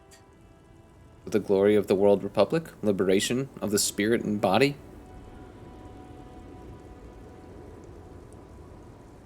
Lowman, what in the name of God are you talking about? Okay, let me put this another way. Are you smuggling drugs through Terminal B? Maybe. Probably not. Makes no difference to me either way. You said earlier you don't know what cargo you're hauling. Could it be drugs? Just this month, I made half a dozen trips from Saramiriza to Grad on the U41A. What do you think they take from Saramiriza to Grad, Lowman? Drugs? No, Lowman. Diamonds. I didn't ask you about diamonds, did I? I don't care about that. Diamonds are good for you, Lowman. You should try them sometime. Make yourself pretty like Eva de Zoras. If you had to guess, who do you think is smuggling drugs around here? Easy. He's the skinny man who thinks he's a poet. Never trust a poet. Also, he's the only one I can see from here. That's correct. There is no visibility of any of the others. Okay, if you're not involved with the drug trafficking, then why are you still waiting here? Where do you want me to go? This isn't so bad. I can listen to music, or the seagulls. Look at all the colors and the futures of this world. It's a good palate cleanser, this jamboree. Or I can just relax and let my mind carry me back where it will, to the Great Plains. I think we're done here, no? Thank you. For now. Yes, go. Enough jamboree. I need to get back to Mesky. What a good character. She was so great. Cop of the apocalypse. Here we go. It's not fire. It's not ash. There will most certainly be a sea of corpses leading up to the event. But it won't be war or pestilence that causes it. Oh no, the event will belong to a genre of cataclysm no man has dared to suspect would ever come to pass. You can only sense the shape of it, like a cavity, a pit opening up in your stomach, a throat into which the world will vanish. The streets, the grass, the stars, all will be rolled back. By whom, by what, and how, you don't know. All you know is, you're not joking around. Heck yeah. I mean, if this is the only boon, learning cap for Inland Empire raised to 6 and learning cap for Shivers raised to 6, not helpful. But the flavor of this is out of control. So fun. So fun. We get another one. We have to become a fascist now. Or should we do the one that's... This one's shorter. I think the fascist one is like 10 hours long or something. Yeah. Let's do this one first.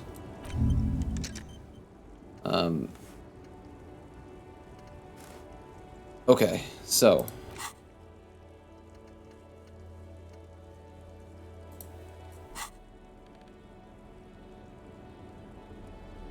Nothing new?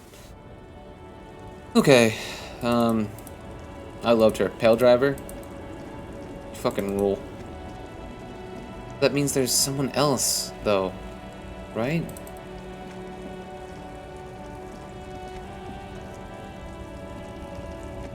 I could go talk to Tommy again. But, like, the pale driver only mentioned him because he was the only one that she could fucking see. Probably won't amount to anything. Dude, a wife beater, though?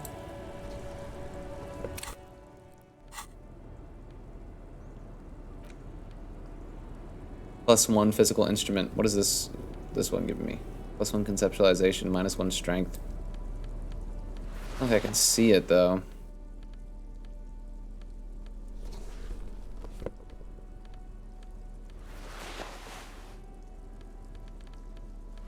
Heck yeah. Walk around like this for a little bit. And then who dares call me a mess? This almost looked traversable for a moment.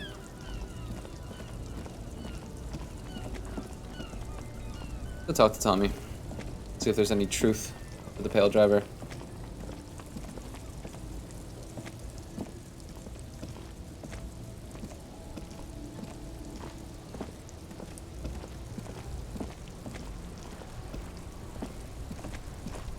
Still here.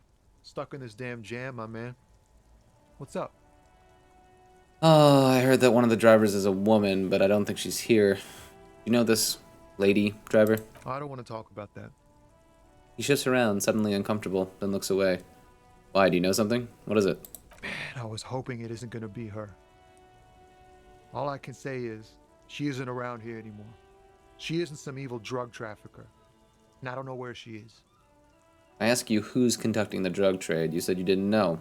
Now you're saying you do. I didn't, man. I told you I was hoping it's not her. That she wouldn't be mixed up in it. It's true. We would of course a lie. But a kind heart is tricky. Who is this person? What's her name? Thank God I don't know. People here call her the Lady Driver. She kept her name a secret. From me too. Now I see why. Who is she to you? A friend? An acquaintance. I don't know. She was the only person in this damn jam I could talk to. She's someone I don't want to rat out to the law, okay? What does she look like? A youngish woman. Gruff, but in a cool way. What color hair? Blue and violet. Dyed. It was violet when she got here. Blue before she went. So she likely changed it again. Then she may have dyed it again. When did she leave? Damn, I don't want to... Please just let it go. Whatever she did, it can't be that bad. She's not a bad person. I know that much. We can't just let it go. It's part of a police investigation. That's how it always is with you, isn't it? All part of the investigation. The girl's troubled. If you hunt her down, she may not survive it. I can't have that on my conscience. It won't come to that. We won't pursue her on this. This is information only. I don't believe you. You said she's troubled. How? Believe us, it really is. I just can't, man. I'm not naive. She's got the darkness in her. That young person's darkness when you think it's all over. And you're looking for a way out. She shared this with you? Yes. Which is why I don't want to snitch on her. Come on, man. Life is just a joke. Maybe. But not another person's life. I was told everyone's afraid of her. You're not? I heard the rumors. I saw the other drivers looking at me strange when we talked. And she told me, too, that she's had a violent life. But I wasn't afraid of her. More like for her. Did this violent life include drug trafficking? Well, it looks like it did now. But we didn't talk about that. We talked about life, you know? She talked about her mind. Hold on, her mind? The way it worked. The trouble it was giving her. And she left. Did she leave her lorry behind? Fuck, man. Go grill someone else with these questions, okay? There are plenty of drivers here who couldn't stand her, or were afraid of her. They'd be more than happy to rat her out. He's right. There are other options. The raceman, for one. I'm feeling empathy by this boy. And by this woman. He's a suspect, and I need you to tell me where she is, or I can't finish the investigation. Fine. I'll drop the matter for now. Thank you, friend. Wow, this makes me feel like I should pick up smoking again. Would help with my rhymes, too. He says, smoking a cigarette. We can go talk to, the other two. I'm sure he'll be happy to rat her out. Looking for something, Hunt? Come to tell me to fuck off again? I know you've been giving me the runaround. Fess up. Where's the lady driver? I don't know what you're talking about. So, first you knew Sealang didn't do it. He did something. He stole his employer's goods and another lorryman's job. You should be thankful for the tip. He grins, a wide smile. And why are you smirking? Listen up, fuckwits. You don't scare me. You cops don't run Revachol West. You don't run Martinez. You don't run anything. So who does? You? No. He means La Puta Madre. A legendary, and not in a good way, crime boss from Jamrock. Controls what is probably the most powerful organized crime outfit in Revachol West. Yeah, him. What are you doing, Kim? Let me handle it. The lieutenant looks at you skeptically, but does not object. I ain't saying nothing. Yes, you are. Or you're coming to the station. No, I'm not. I'm not coming anywhere. And you're not taking me there. Nah, fuck off. How do you want to proceed? The man drops the near-finished cigarette lingering between his fingers. He reaches for a new one with a confident look. I don't know what you're talking about. Just tell me which one's her lorry. Listen up, fuckwits. You don't scare me. You cops don't run Revachol West. You don't run Martinez. You don't run anything. Just tell me who the goddamn lady driver is. All bark and no bite. The real dogs are up in Jamrock. Everyone knows that. You mean La Puta Madre? Okay. Yeah, him. Then I presume you are familiar with his peonies. Yeah, they're his little bitches. He's got them all over the unions. Not just the unions. He has peonies everywhere. Some say he even has them in the RCM. Dirty fucking peonies who'd do anything for him. Multi-ethnic drug addicts. The lieutenant adopts a rodentine quality. Be cool, sire. He's getting into this. Say nothing. You're not peonies. You wouldn't be investigating a drug thing if you were. No, of course not. We are not peonies. But if we were, and one of Madre's drivers were to be stealing from him, then it's a good peony's job to find out who that is. He's surprisingly good at this. Not bad at all. Look at him lurching. It's not a hard job. It won't take a long time. It won't make Padre Madre angry. But a stupid fucking racist is standing in the way, protecting this fucking thief. I'm not scared of you or the mob. I'm under the protection of the Lorrymen and Carters Guild. You've seen that corpse in the ceramic armor there. Did his shitty little guild protect him? Dude, this is awesome to see Kitsuragi freaking leaning in. Nah, you wouldn't just leave him out there if you... He tries to light a fresh cigarette, but his hands are shaking now. The sentence simply ends. The lieutenant turns and gives you a barely perceptible nod. Be careful. This man's still got some fight in him. Oh, God. It won't be easy to break him. Well, we have karma on our side. And 2 skill points. Oh, that we can only bump up to 1, huh? I mean, we're gonna go for it. I'm willing to try it twice. We have him right where we want him. Fuck. Come on. Come on. Come on. The main thing is Fuck. to not overdo it, even when you're trying to scare someone. The most important thing is, how does it look on your resume? That's right. Why don't you and me step outside for a little talk? What? What do you think we're doing right now, Runt? We're outside. Damn it. Talking. I meant, do you want to find someplace private too? No. Shit. There's some kind of homo thing? No. Yeah, maybe it is. Okay, that's enough, detective. That's enough.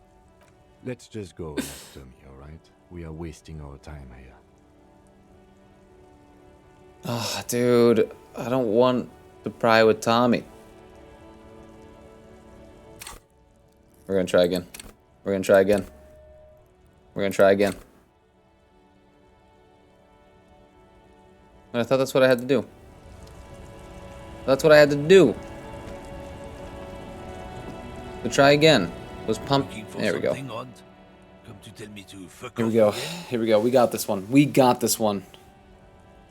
Like I said, karma is on our side.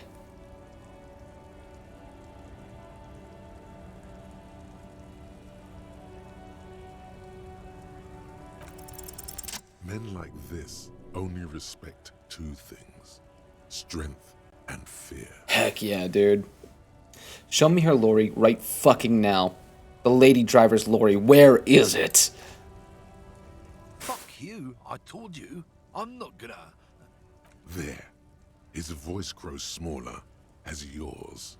Oh man, we gotta read all these. I'm gonna fuck you for the rest of my life. You understand? I'm gonna put you in a cell with a giant kit. You're gonna be bleeding kip deck, you hear me? I've been to your fucking lorry. I know where it is. I'm gonna burn it down, you hear me? What's your name, fuckhead? I'm gonna go on police radio saying this guy told Madre to fuck off. These are all pretty fun. I mean, 2 is obviously the most fun. Look, fuck you, man. It's some lorry down there. Green, banged up thing. I don't fucking know who she is. When did she go away? I don't know. I don't even know her name. She just rolls with the fleet and acts like a big shot. Some dyke, probably. I haven't even seen her for days. Where exactly is her lorry? Past the monument. Down there. The Green Temple. Now, leave me the fuck alone, okay? A small temple by the monument. Green. Let's get into that lorry. Alright, I'm going. Heck yeah, dude. Karma was on our side. We had to try it twice, but we were owed a W by the universe. I think that's how probability works. It is a thinking thing with volition of its own that doles out luck wherever it sees fit to make the best narrative. Alright, this one. This green found, A to Z, contemporaire, is parked in the shadow of the ruins looming overhead. It's seen better days. This must be the one he told us about. Unless he was lying. Try to peek in the window. The glass on the side windows is tinted and covered with dust. You can barely make out the shape of the seat and 2 steering levers. Posters cover the small windows in the back. You can't make out what's on them. Try the door handle. The door is locked. The handle looks shiny, like it's recently replaced. There's no pick in this lock. The owner has put special care into it. It's a recessed design. How are we gonna get this open, Kim? Use the pry bar to smash the window. Open it from the inside. Good idea. I don't know how good it is, but this investigation has taken long enough. We can't afford it to take any longer. I agree. Pry bar. This green found. Oh god, I suck. Is parked in the shadow of the ruins looming overhead. It's seen better days. Good thing I still have a skill though, you know. But what is it? Physical instrument? Man, I'm getting a +1, I think, from my wife beater, and I think that's it.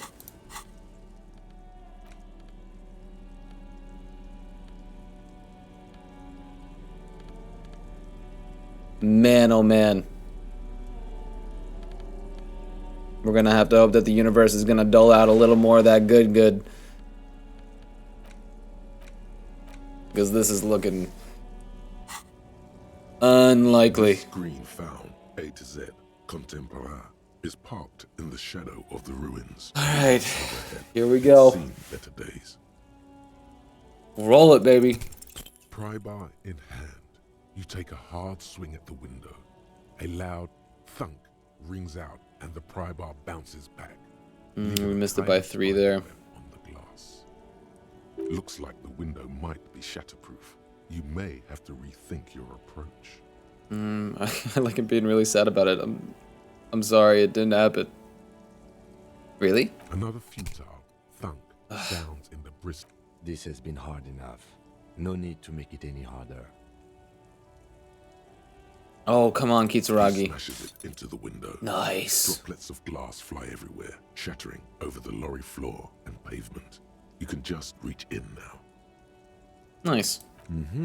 It went better than I expected. Open it from the inside. Open the door. The smell of cigarettes and perfume welcomes you.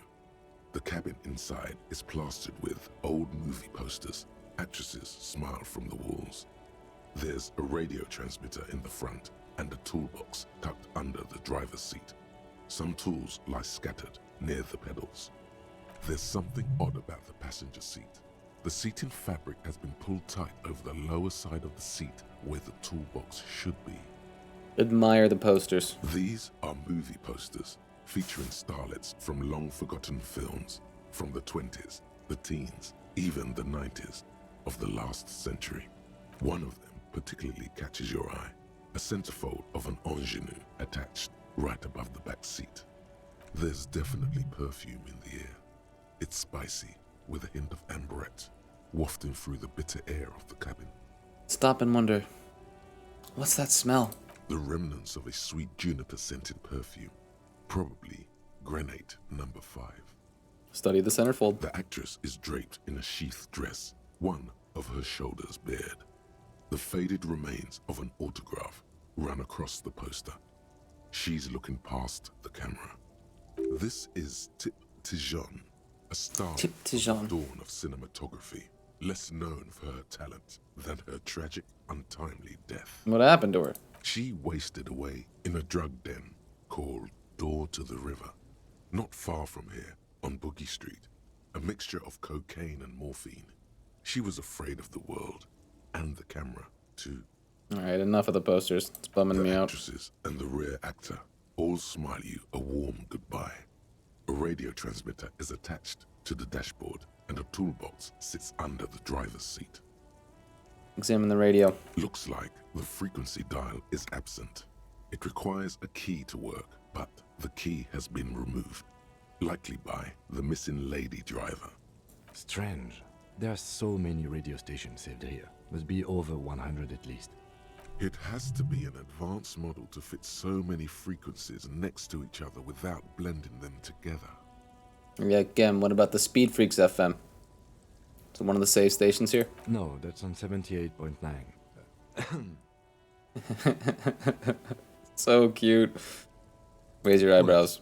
I happen to have committed the frequency to memory. I have no problem admitting that. Why would anyone need so many radio stations? For contacting an entire fleet of lorrymen, for example. This is all shortwave, UW and UKV. Looks like we are dealing with an impressive organizational tool. The nerve center of a huge operation.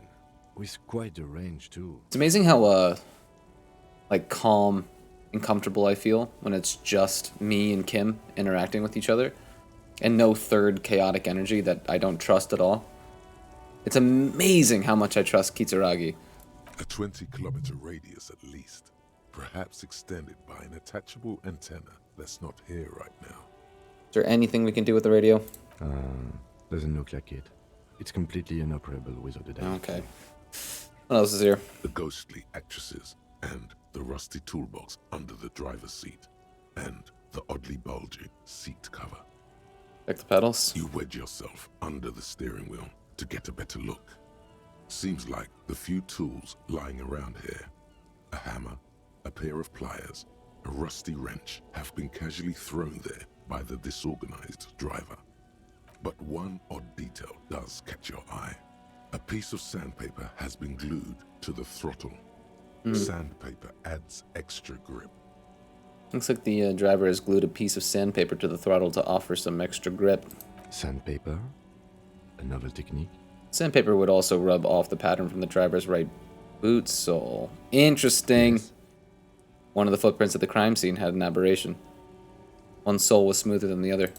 Which means that the missing lady driver was present at the lynching. Lieutenant's eyes light up behind his prescription lenses. He's also the one running the drug trade. What a handful. First the drug smuggling, now this? How deep does this rabbit hole go? Now we know for Oh, the third one was misogynistic. At the lynching. Do you think that Hardy and his boys could also be involved in the drug operation? Those jerks? Definitely.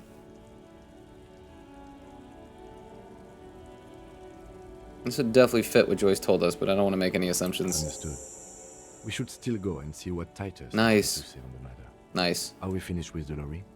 The movie stars are still smiling from the walls. The radio transmitter sits on the center console and a faint smell of perfume is in the air. Peel off the cover on the passenger seat. Voila. A stack of neatly folded papers has been stashed behind the seating fabric. You see 3 maps depicting a large metropolitan area. It's Revachol. Some of its routes and highways have been outlined with a pen. Bonne prise. The lieutenant commends you as you shift through the treasure, well worn and folded into neat squares. Hold open the topmost map. This large map displays the elevated motorway called 881. The intake leading to Martinez is marked with a blue X. There's another X on the off-ramp at a place called the Old South. Toll booths at the intakes are marked with a circle. It looks like there are scant few ways of getting onto the elevated motorway that runs over Jamrock. And this person knows them all. Hold open the second map. This municipal map from the 30s displays a complex system of storm sewers underneath a sub-district called the Pox, old military hospital, right adjacent to the 41st precinct. Look at the third map. The final map displays a labyrinth of service tunnels left over from the construction of Motorway 881. A few routes have been marked with a pen, where the tunnels and sewers surface near the eminent domain and a traffic island in central Jamrock by the lake. These service tunnels were probably used during the construction of the foundation beneath the motorway. Looks like the smugglers have infiltrated the road network belonging to East Motor Tract. The smugglers have infiltrated the motor tract. So it would seem. The lieutenant examines the maps with a furrowed brow. The RCM patrols most of these auxiliary roads, though apparently not all of them. Where does the contraband end up? Hard to say. This distribution network looks certainly large, yet still vague enough. It doesn't reveal much about the Besmerti behind it. Besmerti? Sounds vaguely familiar. The Besmerti is a Revacholian crime syndicate. They see themselves as the inheritors of the 14 Revacholian Indo-tribes. But really, they're just violent gangs vying for control on the west side of Revachol. With cool names like La Puta Madre and Ahura Mazda. It's a dark parody. What do you think is behind this? It's definitely not the Union. They just do some logistics. This operation has spread everywhere in Jamrock. If it's that widespread, then Madre remains the most likely suspect. Here's bad news. There have been attempts at a serious investigation before, but they haven't ended well for those involved. Return the stack of papers under the seat. Best not to disturb the scene. I'll have forensics go over the lorry and pick these up later. For sure. The stack of maps looks just like before, barely noticeable. The movie stars look silently by, and the pull-out toolbox has a rubber handle, worn from years of use.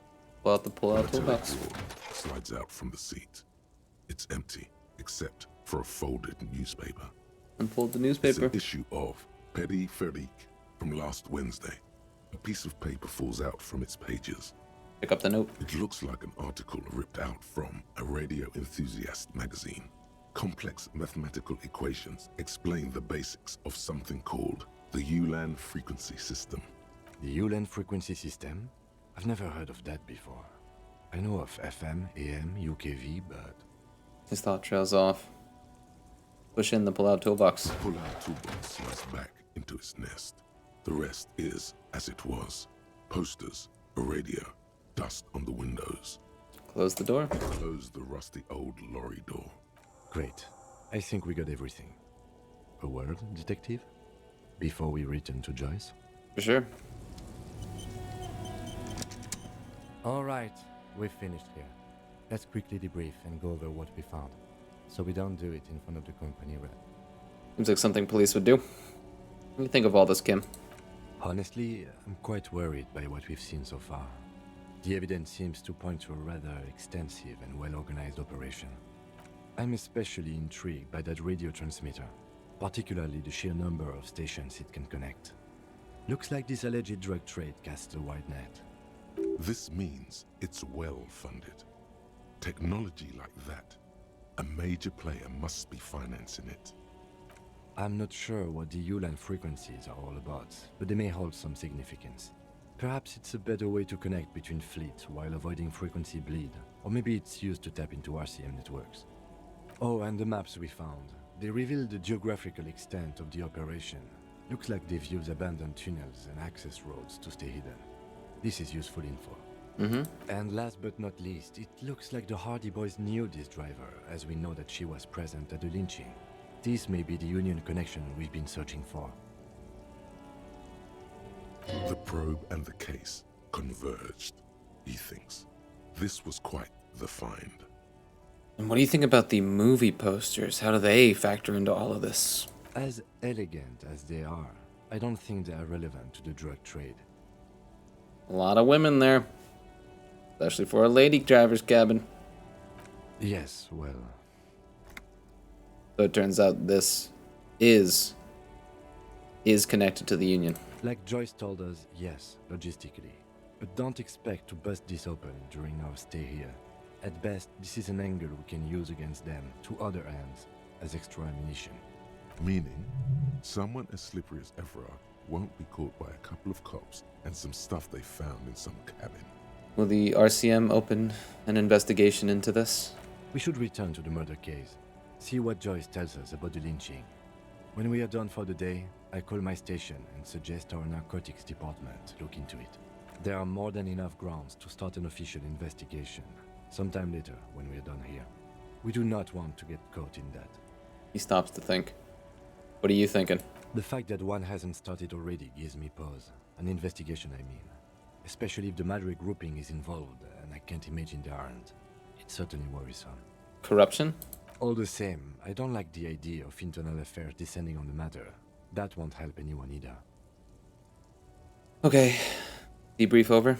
Debrief over. After you. Okay. I believe I'm going to call it there for the night. Get a hard save. Confirm. Alright. Juicy session, huh? And then it auto-saved anyway. Man. So fun. So fun, and so dense, and just riveting. These characters are so colorful and just thorough. This game is thorough. That's the word I keep coming back to. And it lets you be as thorough as you want to be. You know, you could definitely speedrun this game way faster, but there's something just so elegant about this game's thoroughness that it's just hard not to grovel before it, you know? Okay, I'll be back more. I will be back with more very soon. Thank you for watching. This was Disco Elysium Night 4. Wrap in for Night 5, baby, coming soon. Happy midnight, y'all. Peace.